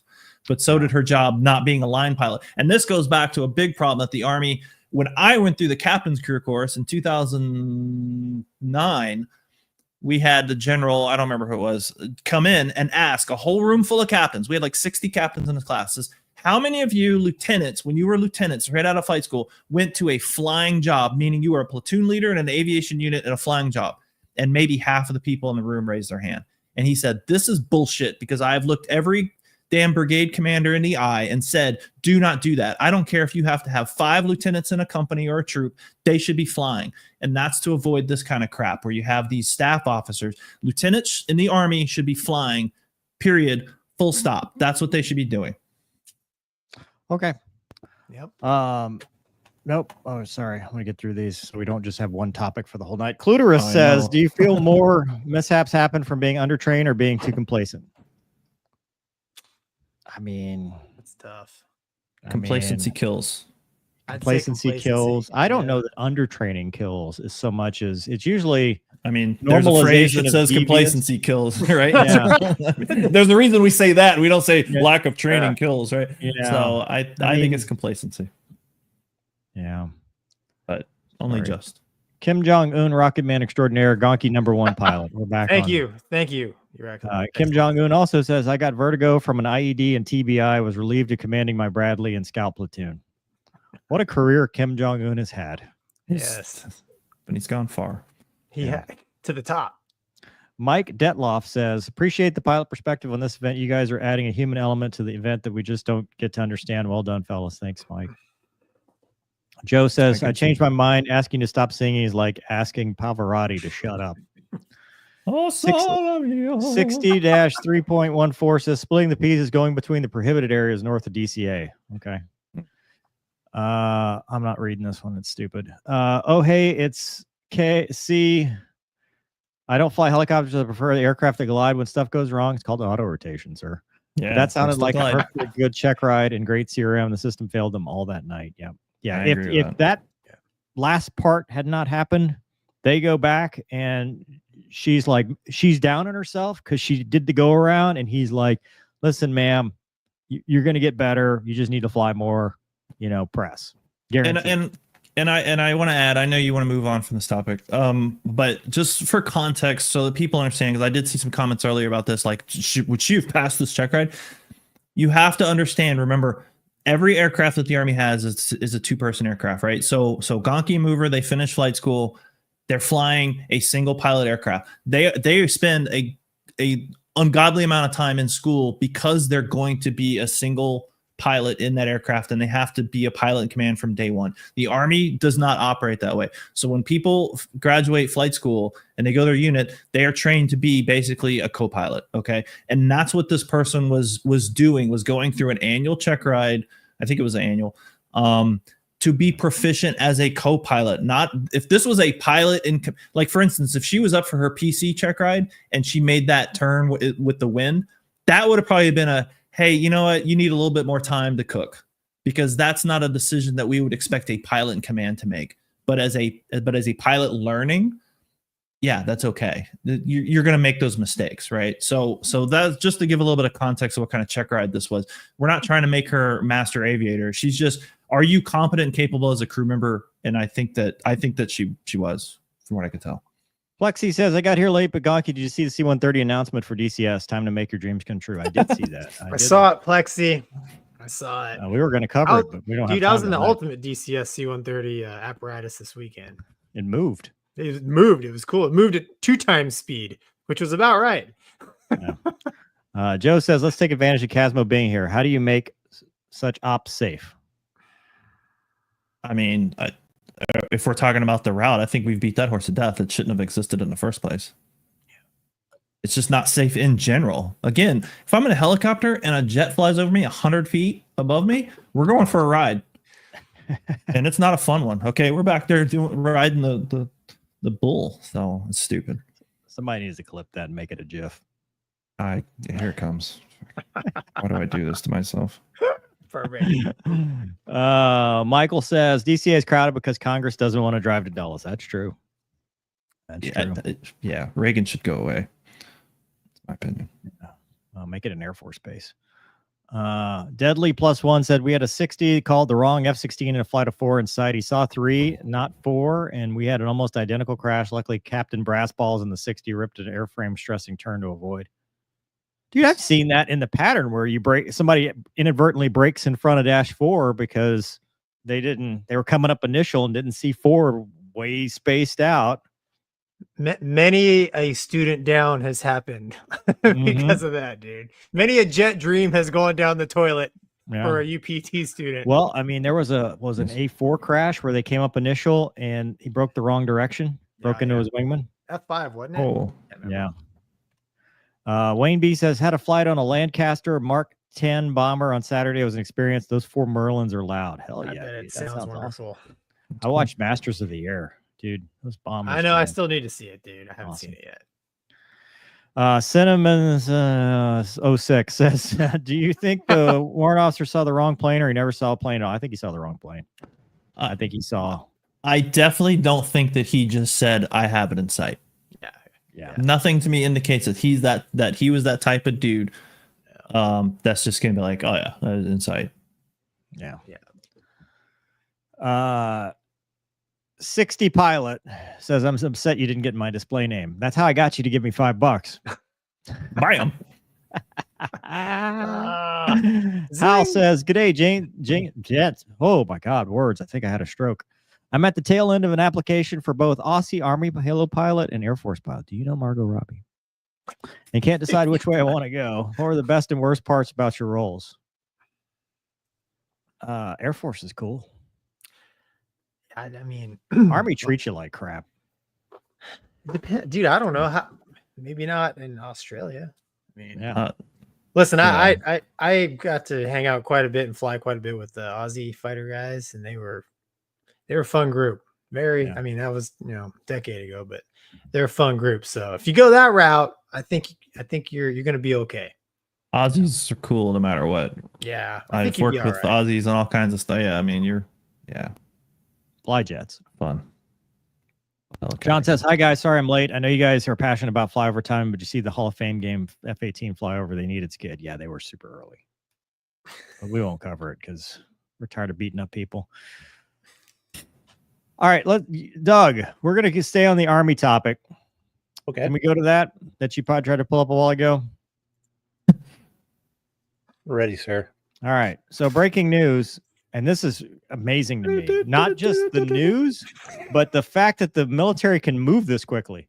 The Army that's unbelievable. is gutting units. Thousands of soldiers are being left in the lurch. Basically, they are dismantling all of its helicopter units. That's caught the commanders off guard, which Gonky and I know that feeling.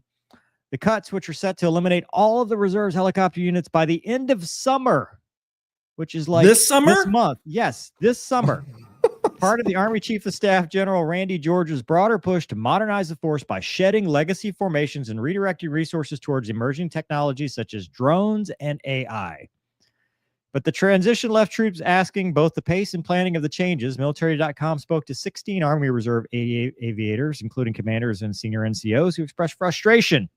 There was no heads up, no briefing, just an email saying it's going away. Find another job. That's about right.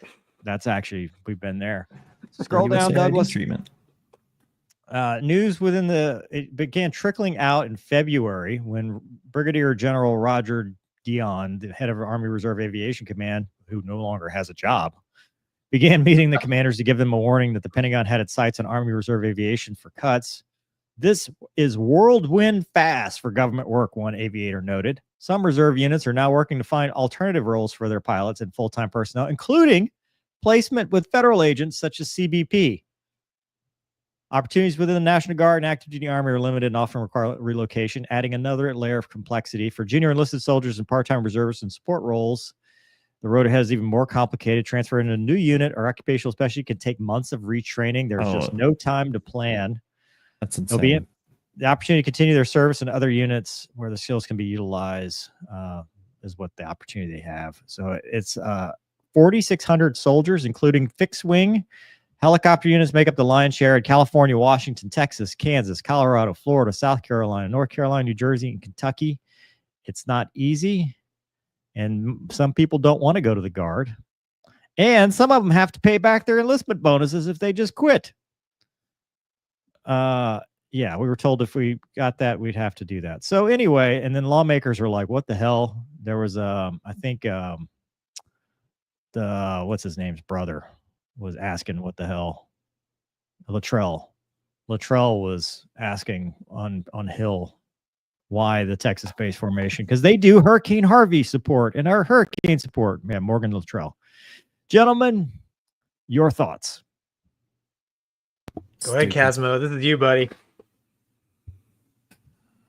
It's just stupid. Like, it doesn't make any sense. Like, and I'm not like a huge proponent of reserve and guard aviation. And I know I'm going to piss some people off, and I apologize. I'm not trying to.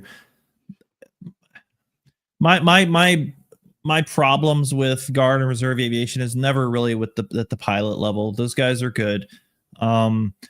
It's the leadership level. It's like the headquarters, like I guess for context, my squadron deployed to Iraq under a National Guard brigade, and it was a shit show.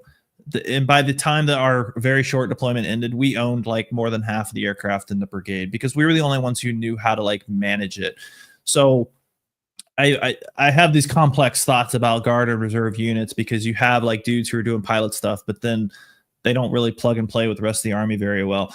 But nevertheless, there's a reason that we have it, and I don't think that just trying to get rid of it in a month is really thinking through. But I mean, I guess I shouldn't be surprised this in the past 6 months to see things like this happen because we're not thinking the second, third order effects. Like, what is the cost, both monetarily and everything else that's going to come from that?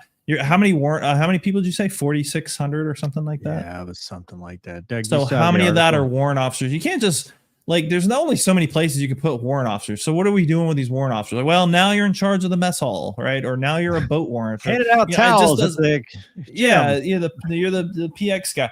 And I just don't understand like who thought through like how that's going to happen. And even if you said like, it's going to happen 3 years from now. Okay, cool. Now we can build a way forward and we can start doing that. Cause yeah, you got to transition these people to do stuff. But to say you're going to do it basically in a month and a half just doesn't even make sense. So I'm sorry that they got the USAID treatment, but it's going to be a shit show. Gonky. Yeah. I mean, I understand the intent. And, I think the intent is that we always talk about we can't afford the military we want. But I agree with Casmo. It's like, I mean, they don't have to show anybody, but I wouldn't mind looking at the timeline of events. And like you said, Casmo, the planning. I mean, because, one thing that nobody ever puts a price on is what did it cost to train the 4,600 warrant officers and all that personnel, dude. There's some cost. Dude, but I mean, but it costs the taxpayers a lot of money to train them, and they are trained and skilled in what they do. So, hey, listen, if they have a plan, you get an F-35 spot and you get just show us the plan. Just show us the plan. Exactly. Yeah. So if they come in there like Oprah and just hand out a card to everybody, that's cool. But I would like to, I like to see the plan, but I kind of think they didn't think it through that far. But again, I'm just a nobody. But yeah, it's I feel for those servicemen and women, and I hope they can continue to serve in a capacity they want to somehow. And Casmo, I would also venture to say that maybe like once they hit the gas and start to see the ramifications, like, whoa, hold on. I mean, just kidding. I want to believe that with every part of my heart, but you never know. The past few months has told me that no, I don't believe that that's going to happen. I think we're just going to set fire to our shoes and then wonder why our feet are hot. Like, it's just going to be a bizarre scenario. And you're just going to have these dudes standing around with their fingers up their nose, trying to figure out where they're supposed to go next, because you can't just say, well, they're just going to join the Guard or they're just going to go on active duty. Like, they said okay, well, I literally said they cannot do that. Oh, I thought it said that they could. There's no room for them. It said they were going to try to find them jobs with CBP, but they're like, they can't go to the Guard, the active duty, because there's no place to go. Yeah, and the Guard and active duty, they're broke too. Like, wait, Yeah, we can't pay these people. What are you talking about? I'm curious how this is legal, because I thought for major stuff like this, you needed a BRAC. When does that stop us? Well, Gonky and I live this, dude. Yeah, this I've smelt this before, and I'm sorry to say, whatever you do, don't contact your congressman, because not a lot of help there. Yeah, I mean, Casmo, this is like real similar to kind of what happened to Mover and I, and we had a lot of very, very senior people promise us F-35. You want a Raptor? Yeah. Gonky, you want to fly Hornets again? You know, fly whatever you want. Yeah, we'll make it happen. Yeah. Oh, you're still here? Yeah, exactly. So it's shitty. Yeah, look, dude. I mean, and that was what, 2 years ago? How many years ago? 3 years ago? 2019. Well, they finally shut her down. Yeah. Oh, they shut it. So for us, it was a hurricane followed by a divestiture of a mission. Yeah. And that lasted from the decision to 2022. But when we shut the door. So it was 3 years ago. Yeah. And during that time, they promised us jobs. They promised to take care of us. They even put a job czar on orders to help us find jobs. Sure did. And then they blacklisted us from all the jobs. Yeah. And then at the end, they said, you're fired. And good luck finding a job. Yeah, dude. Yeah, I mean, when they got rid of the Kiowa, it was kind of the same, same way. So I get it. I just think that I don't disagree, I guess, with some of the reasoning, like the big picture reasoning, like, hey, drone, I mean, we're learning a lot from Ukraine and things that are happening, but to have it in such a short span of time, I mean, even what you're talking about, at least there was some time to adjust. This is, like you said, this is the end of the month or something. Yeah, this is one pay period. I mean, it's what do you do? You can't even get a 1288. Like, you can't get the transfer paperwork done in that amount of time. But Casmo, I have a question, because especially on something you were talking about for us, and this is why I think it's a little bit harder for me to fathom, because something you touched on, Navy Reserve and Air Force Reserve, more specifically the Air Force Reserve, is the experience. So the Air Force Reserve has, to its credit, positioned itself such that interoperability with the active duty is almost like a guarantee. In fact, they rely on us for the experience, because you got the continuity with the maintainers that don't go anywhere, that have been doing this for a long time. Like, the jets are pristine, like, you get a better quality product. And I've noticed this before. It seems that regular Army kind of looks down on the Guard and Reserve. It's not the same relationship. It just isn't. And I don't necessarily know why. I don't think, I mean, it seems to me, and you can tell me if I'm right or wrong, but it seems to me that more guys kind of transition over to the Reserve in the Air Force and Navy from active duty kind of earlier in their career, or they start out, or they're Reserve, or they start out there. And as you said, like, you guys are used more at its full capacity, like doing training events or even just national defense type stuff. Like, that just doesn't seem to happen as much in the Guard. And again, I know I'm going to piss people off, and I'm sorry, but I go back to when the Apache, when the Army was like, we're going to take all the Apaches out of the Guard and we're going to pull them all in active duty. And that was alongside with getting rid of the Kiowa, because basically the Army also didn't plan ahead and was like, oh, we don't have enough airplanes, so let's just take all these Apaches from the Guard. And then the Guard put up a big fight about it. My argument to the Guard was like, okay, you're probably not doing a lot of collective training in the Guard. Like, and I know enough Guard guys to know that I'm not wrong. Like, you're not doing 4-ship attacks on deep targets and things like that. You're flying around. And as one guy told me one time, he says, some people have 1,000 hours and some people have the same hour 1,000 times. And so I don't know that we necessarily always have, I'm trying to be very careful how I say things. I don't know that we have that same trust fund. They're certainly there. Those guys exist. You have those really high time, been there, done that, got the t-shirt kind of dudes. But then you also have those dudes that I joined the Guard 25 years ago and I've only flown in Idaho or, or whatever, whatever the case may be. And so it just isn't the same. I agree with you that it's just not the same. But my point more wasn't so much the reserve or the brain trust of the capability of the pilots. Again, it was just like at the organizational level. It's like you got all these helicopters, you don't know what to do with them because you're used to putting out onesies and twosies. You're not used to doing large scale air assaults and doing all this stuff. And again, I was a OC at the JRTC, the Joint Readiness Training Center. I saw guard units come through. I sat in the tent with them. They struggled with doing large, complex operations, not because they were stupid people, but because they didn't get to practice them. They didn't get to do them. Yeah. And so that's why I say, like, I don't shed a huge tear. I shed a tear for these people having to deal with this being like that. If it was like 3 years from now and you had like a real plan, cool, man, party on. It's your money. You got to spend it. So I'm just amazed that the government can move that fast to do anything. Well, you can it? You know, that's the question. A month from now, we'll be talking about this again. Yeah. I mean, you bring up a good point, Casmo, about if it was a 3-year plan. And dude, that's on Army Reserve leadership. I mean, yeah. I mean, like the PERS 43 video, it's all about trust, right? So if the soldiers, sailors, airmen, Marines, whatever, don't trust leadership, you have a real problem. And dude, what do you think within the Army, what kind of signals is this going to send? Right. Right. I mean, yeah, it's like, well, a high command doesn't have our back. They're like, oh yeah, one more pay period. Yeah. See ya. Well, are not the House Armed Services Committee guys standing on desks going, you can't get rid of my constituents? Because that was always the thing. And this is why you need the BRAC, is because the base realignment and closure, they have to get together and they go, okay, this unit's gone. This unit's gone. Because they horse trade. You know, I mean, right. New Orleans, the reason the 706 went away was because VFA 204 stuck around. And the reason 204 stuck around is because VFA 201 in Carswell went away. Like, it was a bunch of horse trading. And to just unilaterally say all these units in all these states are just gone, that's jobs.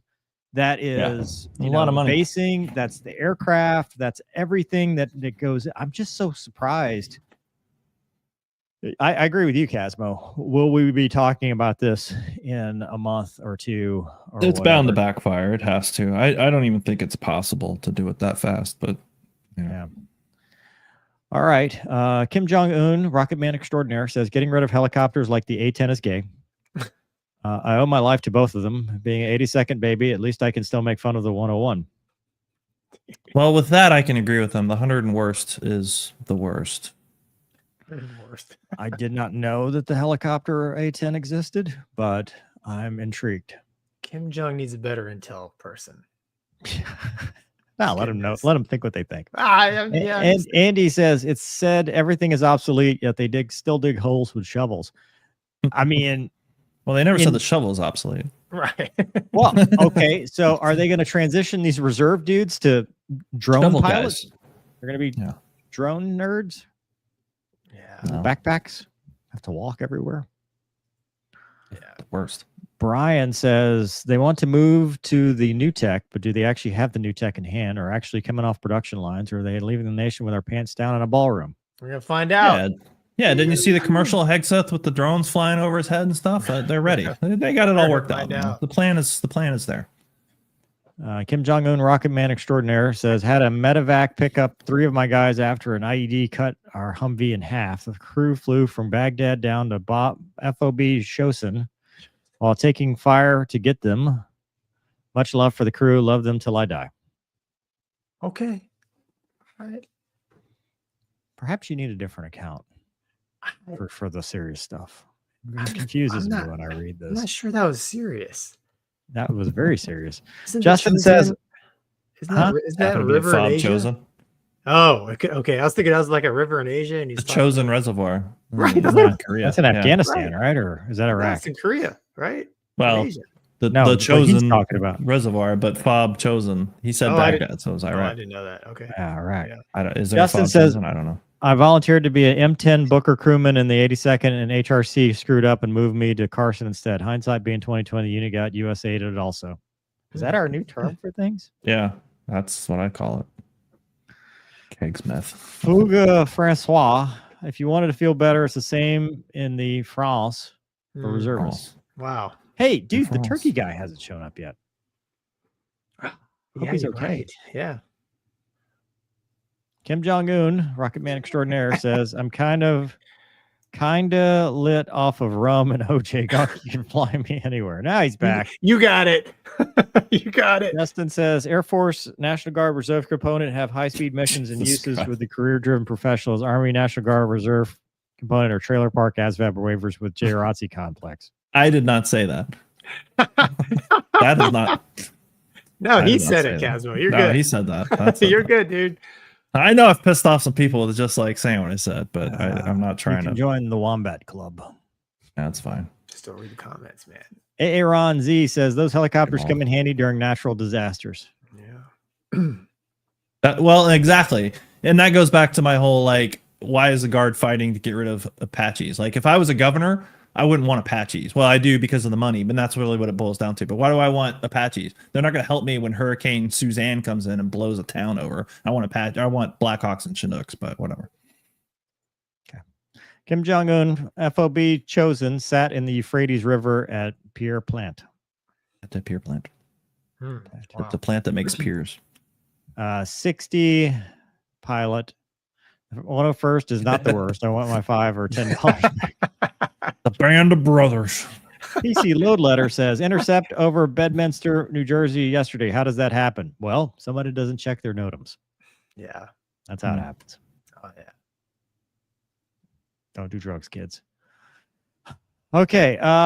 What's next, Gonky? Pick one.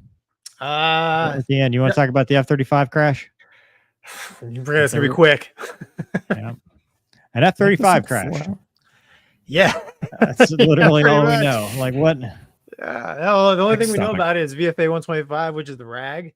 So could have been a student, could have been an IP, could have been a cat other. Somebody we were talking about who is just coming out to knock off the rust. So I looked for details. There isn't much left. They haven't released any names or anything. I don't think they will. If you're safe, least- I think they don't tell Yeah. anybody. And that's the big that's the best part of the story is successful ejection. Pilot's okay. Took him to the hospital.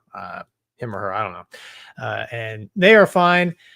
I guess I think that the airplane crashed like within the base Field. air. Cotton Field, just north of the Naval Air Station. Yeah, I'm very familiar with there's actually fields in all directions around Navy Lemoore. So Well, this was north. yes, the north field, which typically we There's take off to fire. typically we take off to the north, Point Alpha 8,000, whatever. So maybe something happened something happened on takeoff. But that's pure speculation. So the good news is successful ejection. Hey, we lost another F-35, but they're still building them. So no big deal. We can just add one to the budget next year. Be good to go. Yeah, they still have a pretty good safety record. Like it hits the news, but like Yeah. compared to other airframes, Yeah, they're still pretty. dude, every chance I get, I'm going to bag on Fat Amy. But like you said, Mover, it's no different than Hornets. Any other? F-16, right? When they first came out, there was Lawn dart. literally, right? They called it the lawn dart. They right? did call it So- the lawn dart. And they made a movie and- called Afterburn. Yeah, and I think in the Hornet community, I think literally, every year we're crashing F-18. So, that's bad. But all I'm getting at is it's not outside the Hasn't been shot down by its own carrier group yet, though. yet. Yeah. Yeah. The SWO community is Saying like, there's a chance. the SWO community is like, give me time. It's like I'll Yeah. accept that bet. Yeah. Let's exactly. hope not. Okay. But yeah, Oh, that's Well, it. Good talk. Good That's all talk, we Russ. got. oops. That happened. Let's see. What else you want to talk about? China's first cat shot? Yeah, sure. Doug, do you have that? It's a little video. So the new carrier they have, the Fuija, not going to float anymore, whatever it's called. It's got catapults. So their two other carriers have ramps. So this is their first super carrier, right? It's allegedly kind of on par with what the US has. But Is they this put it, out Doug? Yes, they put out this video. That's what I've got. No Yeah, that's- actual airplanes were actually catapulted in this video. There's kind of a shadow of one. right. We're So led to believe that it's been there- catapulted. yeah, It's, if you listen, Cinematic. if you listen to the sound, it's all Chinese, and like the translation is like, "Are you ready to go?" Yes, I'm ready to go. Right, and then they show the Okay, go. appliance. So yeah, so I don't know. Play one more time, dude. That's a what J-15 Navy version, probably. It was mirrors. Yeah, so you can see who's gunning you. Look like he's taxing. This all looks good. JBD. Was that a Hornet? No, but so this is like I don't Where's know. the catapult? Exactly. That's exactly mover. So I watched this a couple times, and there's no indication to me that a airplane was actually launched. I mean, that airplane is already flying, hence the shadow. That's a helicopter. Right. I recognize those. Right. They launched it. Maybe actually lost in translation was they successfully launched a helicopter. Wait, is that not a Hornet? Back up, Doug. Stop it when they're showing that side. No, dude. It's a J-15. That. No, that's a definitely that landing gear. Yeah, dude. That is not a Hornet. See the on the vertical stab on the right, it's got the one coming below the fuselage. Oh yeah. That is flankerish, sir. Yeah. Yes. Well, it's got a JBD. It does, but he's I would say he's waving. probably not in tension. And like I said, they didn't actually show the cat shot fire. They just showed a shadow. Right? I mean, Casmo, what do you think? Is there any indication? Well, it's like in movies where they like cut, right before the punch lands, and you're like you led to believe the punch lands. Right? I mean, just because the blast deflector thing is up doesn't mean anything. Maybe they have cat shot brain. Well, that's the other thing, dude. Their VA system better be ready for a whole slew of cat shot brain cases. Right? Pepper jack cheese. Anyways, yeah, dude. So I don't know. That's from earlier, folks. Yeah, I think they took a picture of a shadow of a J-15 just flying up the angle. And sensationalized it. Is that a Nazi? Well, as you're pointing out, it wasn't. Can we cancel China now based on this picture? Wrong hand, sir. They're fastest. Wrong hand or wrong arm. Could be mirrored. You're right. I don't know. I say we cancel China. I don't think China's into that stuff. China, you're canceled. Canceled. Yeah, so I'm gonna say they probably still haven't done it.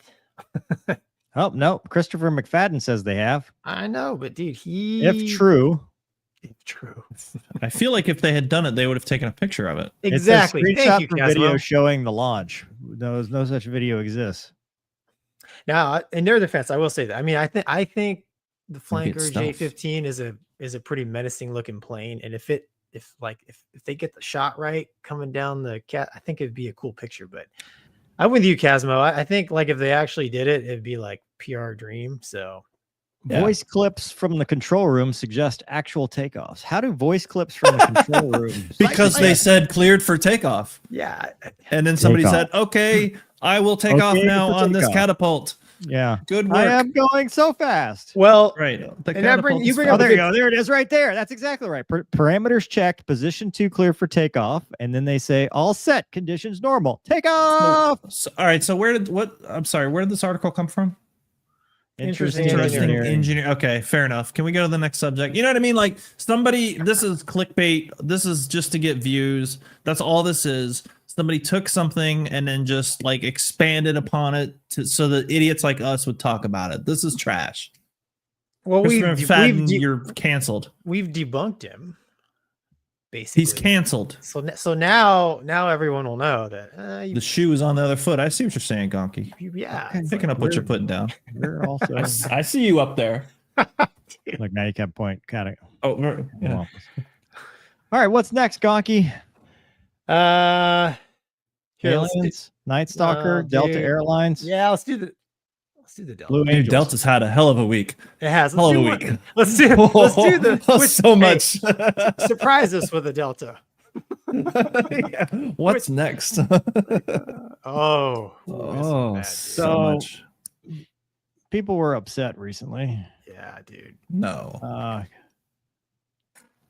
Is that the article where the lady's like, they stormed the cockpit? No, the one that says sensationalism at its best, Doug, if you're looking for it. But yeah. Federal agents stormed the cockpit, removed Delta co-pilot from the flight deck, and the passenger says she's still in disbelief about what she saw. Unmute it, please. It was anything but business. We were all shocked and stunned what was happening. Sarah frequently flies this route. She tells ABC7 just after the plane landed and passengers began reaching for their bags, federal agents rushed on five board. people were already standing up. Don't lie. And stormed the cockpit, removed the co-pilot, cuffed him, presumably arrested him, brought him back down the aisle to deplane. She counted at least 10 agents, some wearing badges she recognized from Homeland Security. ABC7 reached out to the Department of Homeland Security, who referred us to the U.S. Attorney's Office. Tonight, we're still waiting for a response. I don't know if this person was disappearing before our eyes, if there had been a crime committed, or what exactly was happening. Other passengers, flight attendants, even the other immigrant pilot. Theirs looked just as confused. That's not a 7.5. Pilot being taken off the plane. Nor is that. With her. It was scary. It was airplane traumatic to watch. As soon as my husband picked me up from baggage claim, I jumped in the car and cried. Because who knows what's happening to that poor person? Why that happened? What did we just? Okay. He's not. Go to the other article, Douglas. Let's find out why he was arrested, shall we? Dude, it's bad. Some new details have come out. It's bad. The Contra Costa County Sheriff's Department says been investigating 34-year-old Rustam Bagwar of Florida since April on reports of sex crimes against a child. He was held on a $5 million bail. And it actually had, is this the one that has the details? This is an older one, dude. So I listened to an article here earlier today. Child sex abuse charges. 5 counts of oral copulation with a child under 10 years of age. Yeah. And dude, his ex-girlfriend is in on it too. They arrested her as well. It's bad. Really bad. I don't know. Innocent until proven guilty. Yeah, exactly. But it's funny because I was driving. I was like, I just need to listen to something about this topic. So I thought that for that clip that we played for everybody, that's the first one that I listened to. I'm like, this woman's making this all about her. Like, come on, I want to give me some. That's lean and heavy. Yeah, I'm like, gosh, sensationalism. I wanted to hear the news reporting, do some reporting, but instead I got to hear this lady cry. I will say, like, he's a piece of shit and he should be taken care of accordingly. That being said, was it necessary to rush onto the plane? Like, where do they think he was going to go? He just landed the airplane. Well, he probably doesn't know that they're waiting for him. Like, I don't understand that, but I'll explain. What I don't understand is why they didn't do it at his origin, but it must have been a jurisdictional thing. He must have been SFO based. But going back to the why you do that, when you're dealing with warrants and stuff like that and arrests, getting people in controlled environments like work is usually a safer bet because number one, they're less likely to resist, and number two, they're less likely to be armed, especially here where they've already gone through security and proven that they're not armed, allegedly. I mean, right. We've seen that, but that's why. That was the point that they knew 100% controlled environment that they could grab him. He couldn't sneak off because remember, I mean, how many times have they come down, for the P test, right? Like, hey, and if they don't catch you right there, and that's why they stop you there, then it's a whole thing. If they had waited until, passengers were deplaning, he gets in between the passengers, he gets into the terminal now. I mean, for a felony, which this is, high risk, allegedly, this was the place to do it. I don't understand why they let him fly it. Because they could have grabbed him on the plane. Now, granted, Delta would have been out of luck. Yeah.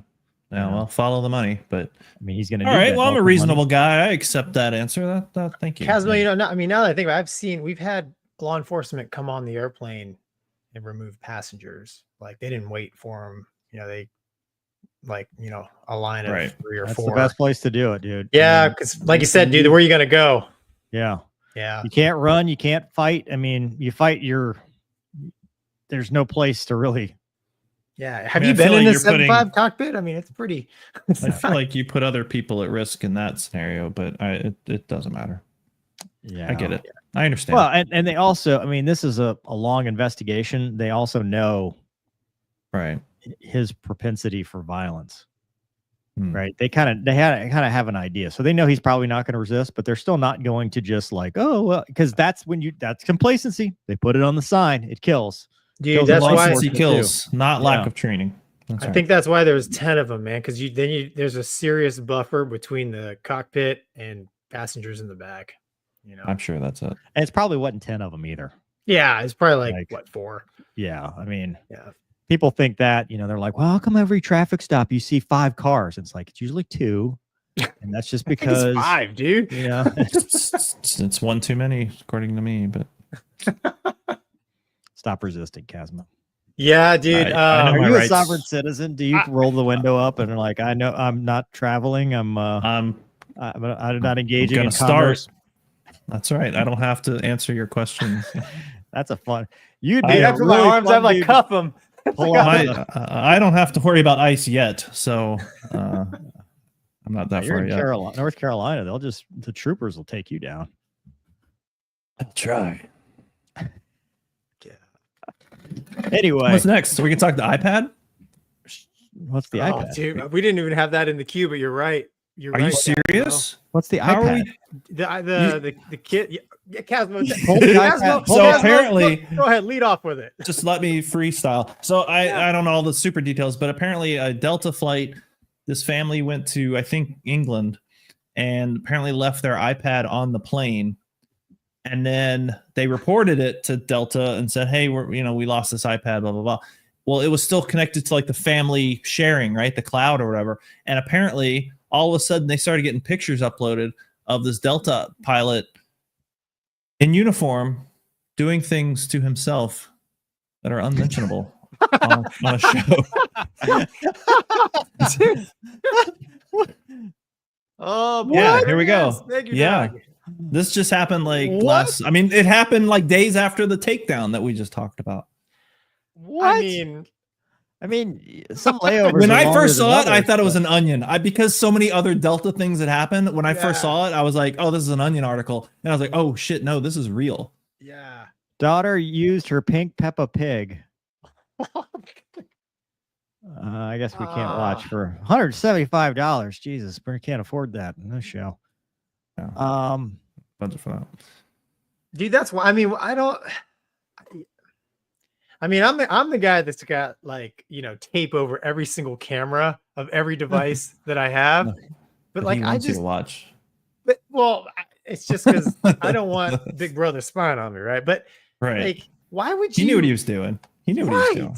Right. That's what I don't understand. Yeah. Same. I'm like, what kind of rational, semi-rational, person. And I think I think it even says like he had like his name tag, like there was no ambiguity about who the person was. This is me, just in case you're looking for someone to sue.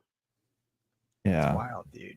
Yeah, it's bizarre. Oh, it's not a Delta employee, but one of a vendor company. Oh, what? This is new information. What? Yeah, because I heard. No, I was told it was a pilot. I read it. It was like he was in the pilot's uniform. Maybe he snuck a pilot uniform. This is what happens. I read just read the headline. No, I read the article, but it was a few days ago. Maybe new information. I'm with you, Casmo. I think initial report was. Yeah, they were on a flight from. Well, Charleston. Whatever. Hold on.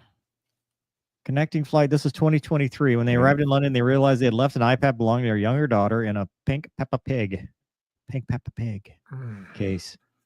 Brooke Brewer began receiving text messages about the missing device, so she used the Find My app. And then the pornographic videos of the same individual began appearing in the family's iCloud account. It was a Delta uniform and name badge, but not a pilot uniform. So he's probably the bellhop, which looks exactly like the pilot. So it's hard to tell the difference. Do they have hats? Did he have his hat on? They all on? have hats. That's probably all he was wearing was his hat and his ID. So it's hard to tie. And the company's like, he had his hat on. He's good. All charges dropped. Shoes. Yeah. Shoes. No socks. The only response the family received was a generalized no reply emails indicating defendant was searching for the device. Another pornographic video of the same individual appeared on the family's iCloud account in September. So he's just a serial. Dude, what? Experience. All right, well, that makes me feel a little bit better. I'm sorry to set everybody off. See, that's what I read earlier. Info. So it's not even a Delta employee. It was a vendor company. So it's like Sky Chef or something. It's the dudes that. I read it. When I first read it, Casmo, it was Delta Pilot. Yeah, 100%. Yeah. All right, well, that's fine. That's fine. Either way, the truth is what matters. Still very bizarre. I don't want Delta to be mad at me. That's true. Personally. And we've all learned a lesson. Do not leave your iPad. No. Unless you want that sort of thing. Unless you want some free. It's like the... We don't kink shame here on the show. Like the Tooth Fairy. You leave it under your pillow and see what happens on your iCloud account. Yeah, careful what you wish for. Yeah. I mean... Oh, Christ. It's not a bad strategy. Anyway. No, dude. No. What's next, Gonky? Oh, God. We got all these things in mental health, probably. Michael says, are you really surprised that the U.S. is to compete with a power with 5 times our population and realistically at least 1.5 times our GDP? We need to be efficient. Huh? I don't know, dude. Well, so here's the thing. It's not about efficiency. It's about doing the right thing. Like if you just hatchet everything and don't think about what's happening as a second and third order effect, that's kind of the issue. It's not so much that we need to be more efficient, which I agree with. We do. It's just, well, hey, is a month really realistic? Probably not. Right. Thomas says, hi, gents, joining late. Great to see Casmo. Thanks for the Luna treats. Thank you. Tigero, I heard your earlier comments about Aussies. You're absolutely right. We are awesome. You guys are awesome too. Great showmates. Some of you are minus awesome. their bugs. Those things are scary. Pretty much any creature that lives there. Yeah. Spider. No, koala. Kangaroo. No, kangaroos are vicious little pricks. Kangaroos look like deer that have been in prison. And well, they eat them, which I think is bizarre. I worked with an Aussie exchange officer where I worked with, and he mentioned that one time to we were talking to this lady at like the airport or something, and he says, yeah, they taste like deer, and she was horrified, and he was like, I don't understand why you guys all react this way. And I said, Dean, you have to understand, to Americans, kangaroos are like people. Like the only experience we have of kangaroos is cartoons, and they have like boxing gloves and they walk around. They're bipedal. They are people to us, and you're saying they taste like deer, so it's wrong. What did they lose the war to? Emus? Emus, yeah. That's why the cavalry they'll have an emu feather in their hat. The Aussie cavalry, like remember the Alamo. Yeah, it's basically remember the emus. Never again. Yeah. Tevin says recently visited the NMUSAF. Highly recommend any plane nerds. Was shocked at the size of the Su-27. Makes the F-15 look small. She's big girl. Islamic Steak says, Casmo, if you flew the KA-52, would you eject? Or do you think the sequencing would fail and you would get decapitated by the blades on the way out? You're assuming a lot of things that there would be a reason I would need to eject. But in the unlikely event that I had done something wrong that would cause me to eject, then yes, I probably would at least try it because ostensibly it would work. Okay. Tom White because says, if I was flying one, then I'd be Russian and I would trust it. See? You could just be a billionaire. If I was, I wouldn't be flying in a helicopter. Okay, first time I saw a Chinese aircraft carrier, I thought there's a DFC waiting to happen. All right. Nice. Corvette World Rob says, just dudes, just because. Just dudes. Man. That's awesome. Never live that one down either. Laffy Tide MD, former K-Bad flight surgeon here, and life always has me late to the show, catching the DCA mishap convo and strong work with the human factors review. Hope to get in on real-time convo soon. Also, mental men for the win. Now we have to do it, Gonky. Oh, damn. Thanks, man. Holy cow. Yeah. How do y'all love the show? I listen to the, it says Mark says this, listen to the replays while I'm stuck in Houston traffic. Thanks for the laughter and motivation. You know what I learned? My AT4 will self-drive in traffic all the way to a dead stop and then continue. Mark used to take care of my flight gear. Thanks, man. Oh, cool. Where? VFA 146. Oh, nice. Aaron says this will take some of the heat off the Delta DUI. No, because that one turned out to be nothing. Yeah. Allegedly. Turbo. Yes. Thomas says Delta iPad, he must be a former whistle. I love how you spell it too, man. That's awesome. Red 2A Top Gun winner 3 times, both light and heavy. Gonky is the real pilot of the Millennium Falcon. Dude. Start to wonder if this might be a same person. That's Red whole 2A room. Top Gun winner 3 times, both light and heavy, says my kink is midget tossing. Well, I as well. we Why listen and we don't judge. We just read. That's right. That's a Just safe read. place. Yeah. Sean, thank you, Sean. America. Garrett says, joining late. It's great to see the show live again. Studying abroad, so can't see the shows live much. Hope you're all doing well. Thanks, Garrett. It's awesome. Maybe one day we'll do the show abroad. Yeah. Maybe. Maybe. We'll see. Scano says, heading to medical flight screening at Wright Pat in September. Hell yeah, Nice. man. Good luck. Make them tell you no. Mm-hmm. All right. Mental health minute, Gonky. This one's yours. Spicy cheese. Spicy cheese. Show's so weird. Listen, man, I do not have the off the cuff ability like Wombat does to pull a rabbit out of the hat. I mean, this is a cat. Okay, this is a cat shot brain instant I had, right? So lately I've just been forgetting things. Maybe I'm an old man. Maybe there's something wrong with me. I don't know. But the spicy cheese, the insider story is I couldn't remember pepper jack cheese. And we were trying to Glad you got it this time. I had to think about it, but for whatever reason, provolone kept coming to my head. They both have a P, but one's not spicy. Not spicy. But I literally in front of Mover, which I knew I'd pay for this later. I was like, the hot cheese, the spicy, and the girl looked at me like, pepper jack. Yes. So I don't know how you can wrap a mental health minute into that, dude. Over to you. That's it. That's your mental health minute. I don't, dude. I don't. Flick. I mean, what can I say, man? I'm getting older. I mean, yeah. I mean, I don't know. I don't know. You know, okay, I will. Here's the thing. All right. So Mover puts death in his diesel. Okay. Let's just I can't remember the cheese, right?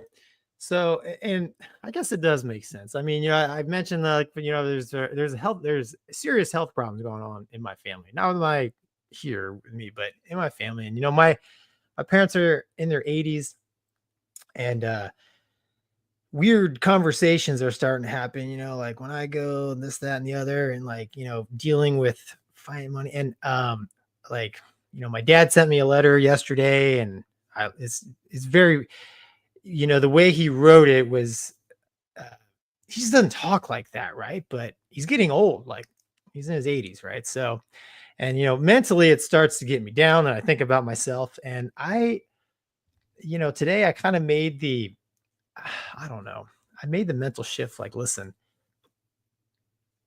it's part of life, and you can either dwell on it, let you drag you down, or you can, you know, basically embrace it and move on. You know, I tell you one thing I've learned with having some, like I said, some family members going through some pretty serious health issues is like literally every day is a gift. Don't take it for granted. And I'm sure Mover, I'm sure you could say this, man. Like I literally called my dad today, you know, and because, you know, you're one of my best friends. I literally told myself when I was done talking to my dad, I was like, it sucks that Mover can't do that, you know? And like, I make it an effort now to try to call my family every day, to FaceTime with their grandkids every day, because we live far apart, because, you know, it's, you know, everybody's trying, you know, if you go on social media and stuff, everybody's trying to film the biggest jump, the craziest fire, the whatever. But dude, I'm telling you, some of the best parts of life are just the little things that you just seem to gloss over. And like, you know, when I'm holding the phone in front of my daughter and she does something dumb, and my parents, it takes them from 80-year-old face to, you know, maybe 50-year-old face again. Right. So put the joy back in their life. And, you know, that's really helped me with perspective, because man, I'm way closer to 50 than 40. And I know this is how old people talk, but you know, past couple days, really past couple weeks, I've really tried to put the focus on the joy of life. And, you know, I come full circle back to, you know, Mover always likes to say, you know, you know, if you need help, get help. You know, so much time has you know, when I was in college, one of the guys that I'd always see in the gym, he called him Drunk Bob. He got 2 DUIs, and that was the end of his flying career, and he killed himself in an airplane, flew it right into the ground.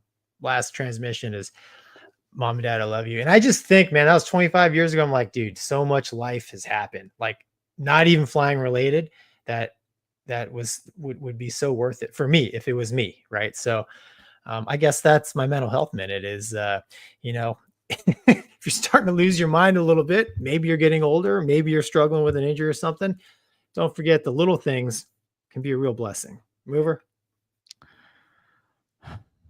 Gonky, you're not. Your problem is you don't sleep enough. You got 2 kids. Yeah, it's not any of those things.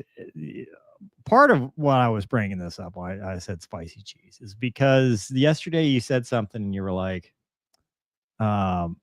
you watched our interview and you're like, oh my God, I can't watch that because I'm so old now and you're so old now. Well, first off, don't bring me down with you. Second, don't call me if you need a boost. Yeah, thanks for that. I mean, dude, anytime we start to face our own mortality and aging, it's tough. It's hard. I mean, yesterday I was, you know, I realized that, you know, I went from completely awkward in social situations and not a threat to women because I was a goofball to not a threat to women because I'm too old. Like, you know, they see me as the nice old man now. And I'm like, what the hell? How did that, what? When did this happen?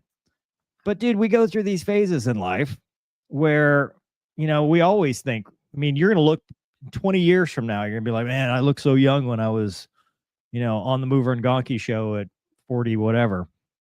It's all relative to what you're doing. And you have to keep that in perspective. You still have young kids that are going to keep you young, and you're not at the grandparent stage yet, but you are still going to have that life to live regardless of where you are. It's all in the how you frame that in your own mind. And it's just the cliche, you know, you're only as old as you feel.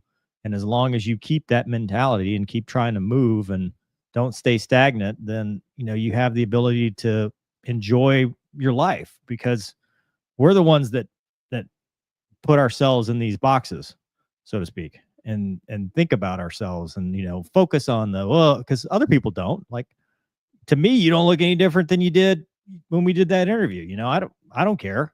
And most people don't. So it's just about your own mind and how you feel about yourself. So, I mean, I think in those kind of situations, you just have to find what the next thing is and not focus on what was already happened, because that's what got you to the place you are now. Casmo? I'm older than both of you, which makes me very wise. I just wanted to say that. I have nothing to add. Yeah, you just gotta you just gotta roll with the punches and live life. Like today, I went to the water parks while my nose is red, and I found myself Did you slide? Because I asked for pictures of you sliding, and I got. I went in the slide. It was fully enclosed. Oh, it went so fast. It was a little scary. You guys would have loved it because you're jet guys. But I, you know, I to kind of go back to what Gonky said just for a second. Like, you know, I'm 47. I don't want to go down water slides, but I did like stop myself and like, you know, I'm gonna watch my kids get on the water slides because they're having fun, and you kind of live that. So instead of worrying about what else I should be or want to be doing, you know, you just kind of stop and live that moment, capture that memory or what have you. I'm not a good pontificator. Douglas, bring us home. I was making notes about memory when I thought this was a memory mental health minute. Well, go with that. Whatever you feel like, man. No, I got some notes. The first thing, and since Casmo started us down this road of you're not old, I'm not even going to go there. But getting old sucks, but it also absolutely beats the alternative. And Gonky hit that one, you know, with your friend, all those things he missed. You know, we're still here. Memory issues with aging, Gonky, that's going to happen, man. It's normal. And you're going to notice it more because of confirmation bias, and you'll think it's worse than it is. And you'll get better and better at compensating for it. That's what I'm noticing now with my wife and I are both around 60. We're starting to get really good at being old, which from one angle is really scary. But from the other angle, it's like, okay, it starts with a P, just like you. And I know I can't eat that stuff because now it gives me heartburn, and I used to love it. That's it. That's all I got. No spicy cheese. Man, I wanted to say something, but I'm not gonna. What did you want to say? No. This might take us right to 3 strikes. It's after hours. It's after hours. You got to hang around and say it later, then. All right. Yeah. T. Kelly says, Gonky, time to get your AARP card to show when you forget stuff. Yep. Joe says, Gonky, I agree with what you're saying, but how does this relate to cheese? This is a mental health minute that makes me question my mental health. What cheese? When do we talk about cheese? They've all made us question ours. Cheese ages. Come on. Yeah. I will always have Mover to remind me of my forgetfulness and my failing memory. It's true. Perfect. Tiberia says, what was it like landing the F-16 for the first time, Mover? First time? See, I don't remember. It's awesome. I mean, that jet was just a great airplane. I mean, first time you do it, it's in a family model, so it doesn't handle as well as the single seat, because when you're single seat, man, it's just you. And there's nobody there to critique you except the guy that's chasing you, because that's what we do, Casmo. We chase each other for those. So you still have a buddy. But it was awesome. It's a great airplane. By the time you do it in real life, you've done it in the sim and you've done it in family model. It's no big deal. John says, I'm starting to think that maybe memories are like a dessert. I eat it and it becomes part of me, whether I remember it later or not. Erica Bauermeister. Okay. Laura B. playing Twitch says, age-appropriate women don't think you're old, Mover. I don't know that that's true, but okay. Red 2A, Top Gun winner 3 times, both light and heavy. I couldn't finish flight school at Central Texas because of my TBI and PTSD. The FAA didn't like the meds. Sucks. No, they don't like meds. Yeah. Tom Pasco says, does Mover remember being young? Pepperidge Farm remembers. Classic. Okay. Thomas says, also, Mover, Gonky did you a solid. Now you have a great pickup line at a grocery store. Got any spicy cheese? Thomas, I do not go to grocery stores. I have it delivered. Yeah. Oh, yeah. Mover never, dude, he never leaves the house. I go to the gym. Groceries. They call them groceries. It's an old-fashioned term. Making groceries? What do you call it? Don't worry about it. I'm making a political joke. Keep going. Fuga Francois says, remember, when you get older, your resistance to G's goes down, especially if you play with warbirds. We can't afford that, sir. Oh, yeah. That's a problem I would love to be experiencing. Same. I'd like to find that out, but. Renee says, Casmo, are touch and go the correct terminology for helicopters? The Black Hawk pilots make it look so slick. Yeah, you could do a touch and go. I guess so. I don't know. I've forgotten that. Or does he I fleshed that part of my... that the helicopters themselves are touch and go? They are indeed. I mean, you usually get cleared for the option, but I don't remember anyone ever saying touch and go. I guess you could. I request close in the helicopter. Do they give it to you? Hmm? No kidding. Yeah. I mean, it's a normal term.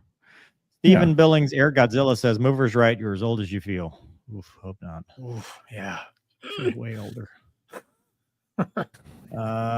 Tiger Row says, can't believe you forgot about wombat when discussing Aussie creatures. LO kangaroos are delicious, by the way. How dare you, sir? They're people. Plexi, a friend of mine from high school collapsed and died out of nowhere last week. Really puts things in perspective. Sorry, man. That sucks. Red 2A Top Gun winner 3 times, both light and heavy, says, mentally I'm 16. Physically, I'm tossing midgets. Okay. We don't kink shame. That actually is pretty healthy. If you're physically It's good for your upper body. Well, it's your Good core. workout. It's all Yeah, this is really a good core workout. That's true. Yeah. Like explosive power. with arms. Yeah. Kettlebells. And when it wiggles, it really adds to the core workout. Oh no. Next. Listen, I gotta sit here and watch you guys make money answering dumbass questions. You're gonna take it. I'll take it. We'll take it. Brian says y'all can't be old because I'm not old. Okay, I'll take it. Yeah. That's all we got. That's all we got. The aliens are coming, in case you were wondering. Yeah. No, it's Say good, yes to the man. Blues. Not a moment too soon. It's like what time? It's past your bedtime up there, huh? Yeah. Me or him? Yeah, you. Let's be honest, for both of us, man. At And this, Gonky, we made it a whole show, 1080p. My internet worked. Hey, true. Let's not get cocky though, man. I'm hitting the button. That's it. I'm hitting the button. So Yeah. Well, hey, thanks for joining us tonight. We made it through the whole show without Mover turning into Blurry Man. Blurry man. Blurry Man. Mover. good night, everybody. Thanks for watching. See you next See you Monday. next time. See you guys. Bye.